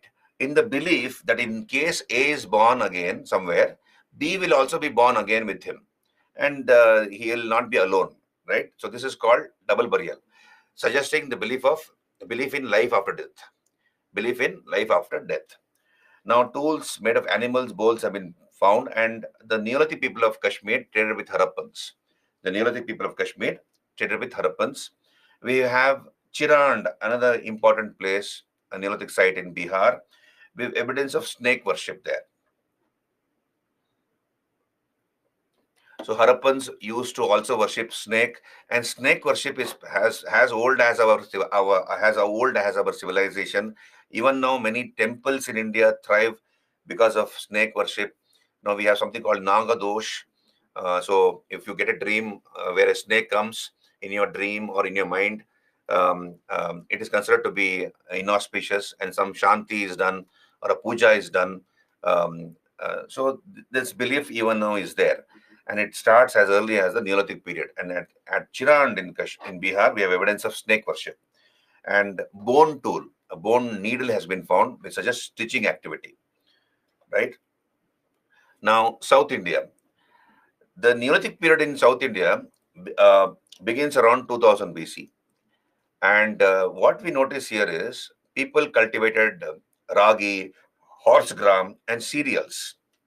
So we have evidence of stone querns, rubbing stone querns where cereals were cultivated, which suggests that cereals were cultivated like wheat, sorghum, rice, corn, etc.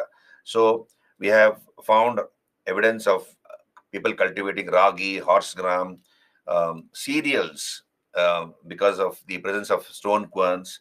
And the people of South India traded with Harappans also, right? The Neolithic people of South India traded with Harappans. And lastly, these are the important Neolithic sites of South India: Karnataka, Andhra, Telangana, Tamil Nadu. We have found Neolithic sites. What are the important places in Karnataka? Maski, Brahmagiri, Piklihal, Tekkalakota, Sanganakallu. In Andhra Pradesh, Nagarjunakonda, Pallavai. In Telangana, Utnur. In Tamil Nadu, Payampalli, Sendur Malai. These are the important Neolithic sites in these states. Now, in about 6 places, we have found ash mounds. What is an ash mound? A mound of ash like this. This is called an ash mound. So, what are the 6 places? Piklihal, Utnur, Kupgal, Kodekal, Pallavai, Sendur Malai. Okay, so Piklihal, Utnur, Kupgal, Kodekal, Pallavai, Sendur Malai. In these 6 places, we have found ash mounds. Now, a mound of ash or an ash mound. So, what is the explanation given by archaeologists for the presence of ash mounds in these 6 places? Two things have been suggested by archaeologists. One is people living in these areas were probably cattle herders.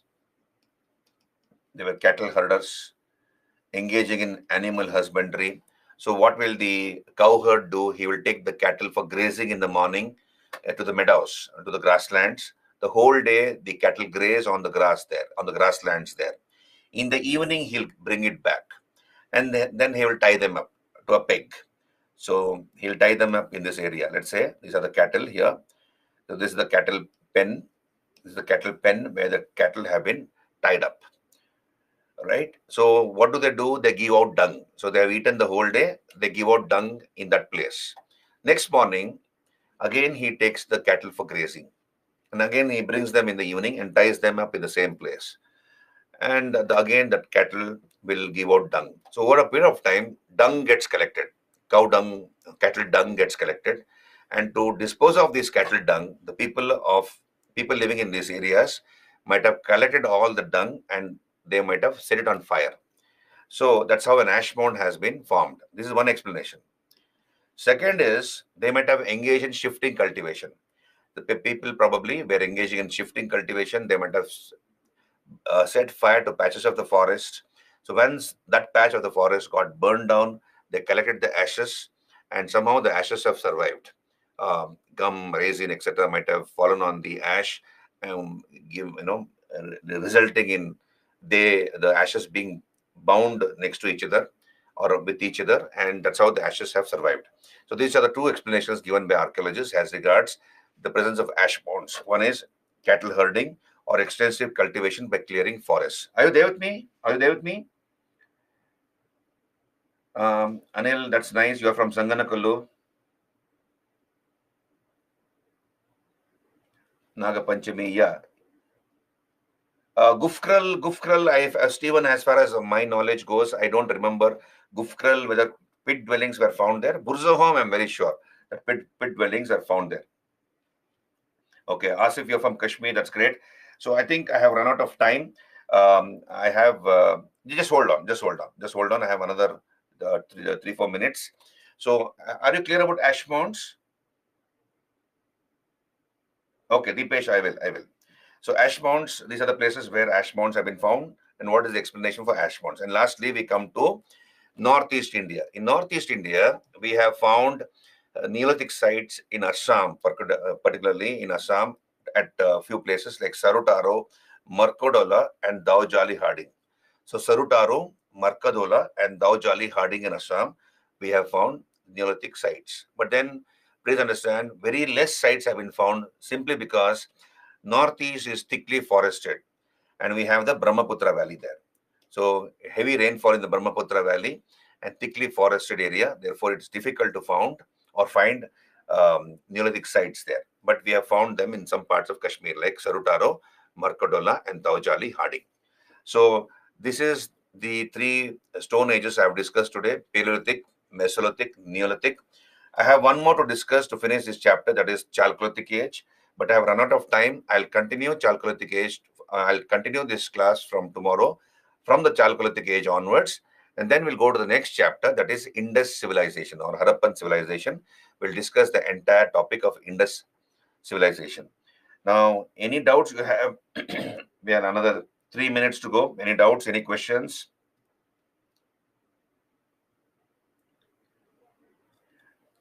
Thank you, Sandeep. Please give me your honest feedback, because it'll help me to become a better teacher. It is a learning process, and we remain a student. I would like to remain a student throughout my life. So your feedback, positive or negative, will help me to correct myself and become a better teacher. So, and also this is my first experience in online. So therefore, please understand that sitting alone and talking to the camera in front of the studio is not my cup of tea, but then I'm trying my best. So your feedback will help me to become a better teacher. Sir, what name had Alexander used for India? Um, uh, okay, I am not very sure about that, Sunny. What are megaliths and microliths? Megaliths I'll discuss to when I come to post Maurya period. And John Lubbock. John Lubbock was the one who gave the name Neolithic. Dipinder. We'll look at the questions tomorrow, Sham. Just hold on. Only one question has come from this topic till now in the UPSC prelims.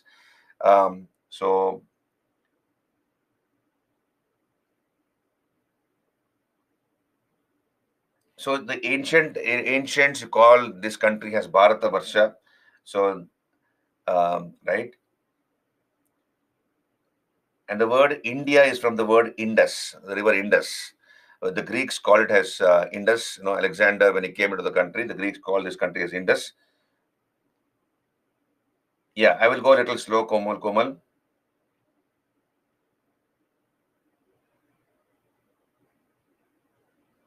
Yeah, I'll write in bigger fonts, Geeta. I'll keep that in mind. With what they polish stone? Of course, they use another stone to polish the stone axis, Rajneesh.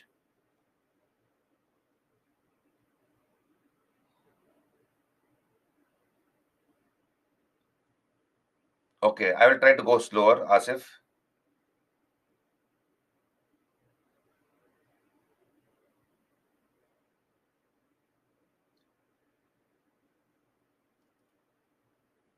Roman Empire, Surya, parallelly existed around the Sangam age. Dhyana mandated to learn all the sites names for this chapter. Important sites is it will be good to remember them. Piklihal comes in which place, sir, in Karnataka? I have no idea, Stephen. You have to Google and find out. Mandatory, yeah, at least the most important ones. Dhyana.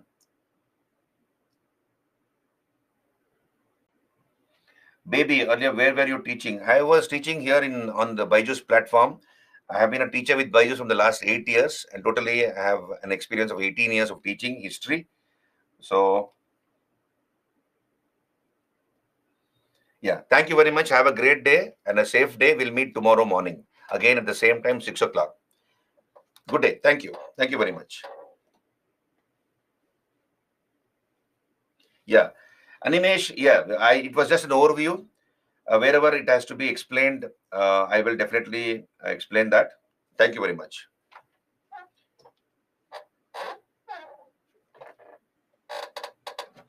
NCRT, Musarraf, you can, but I would prefer you to read R. Sharma, right? Thank you very much.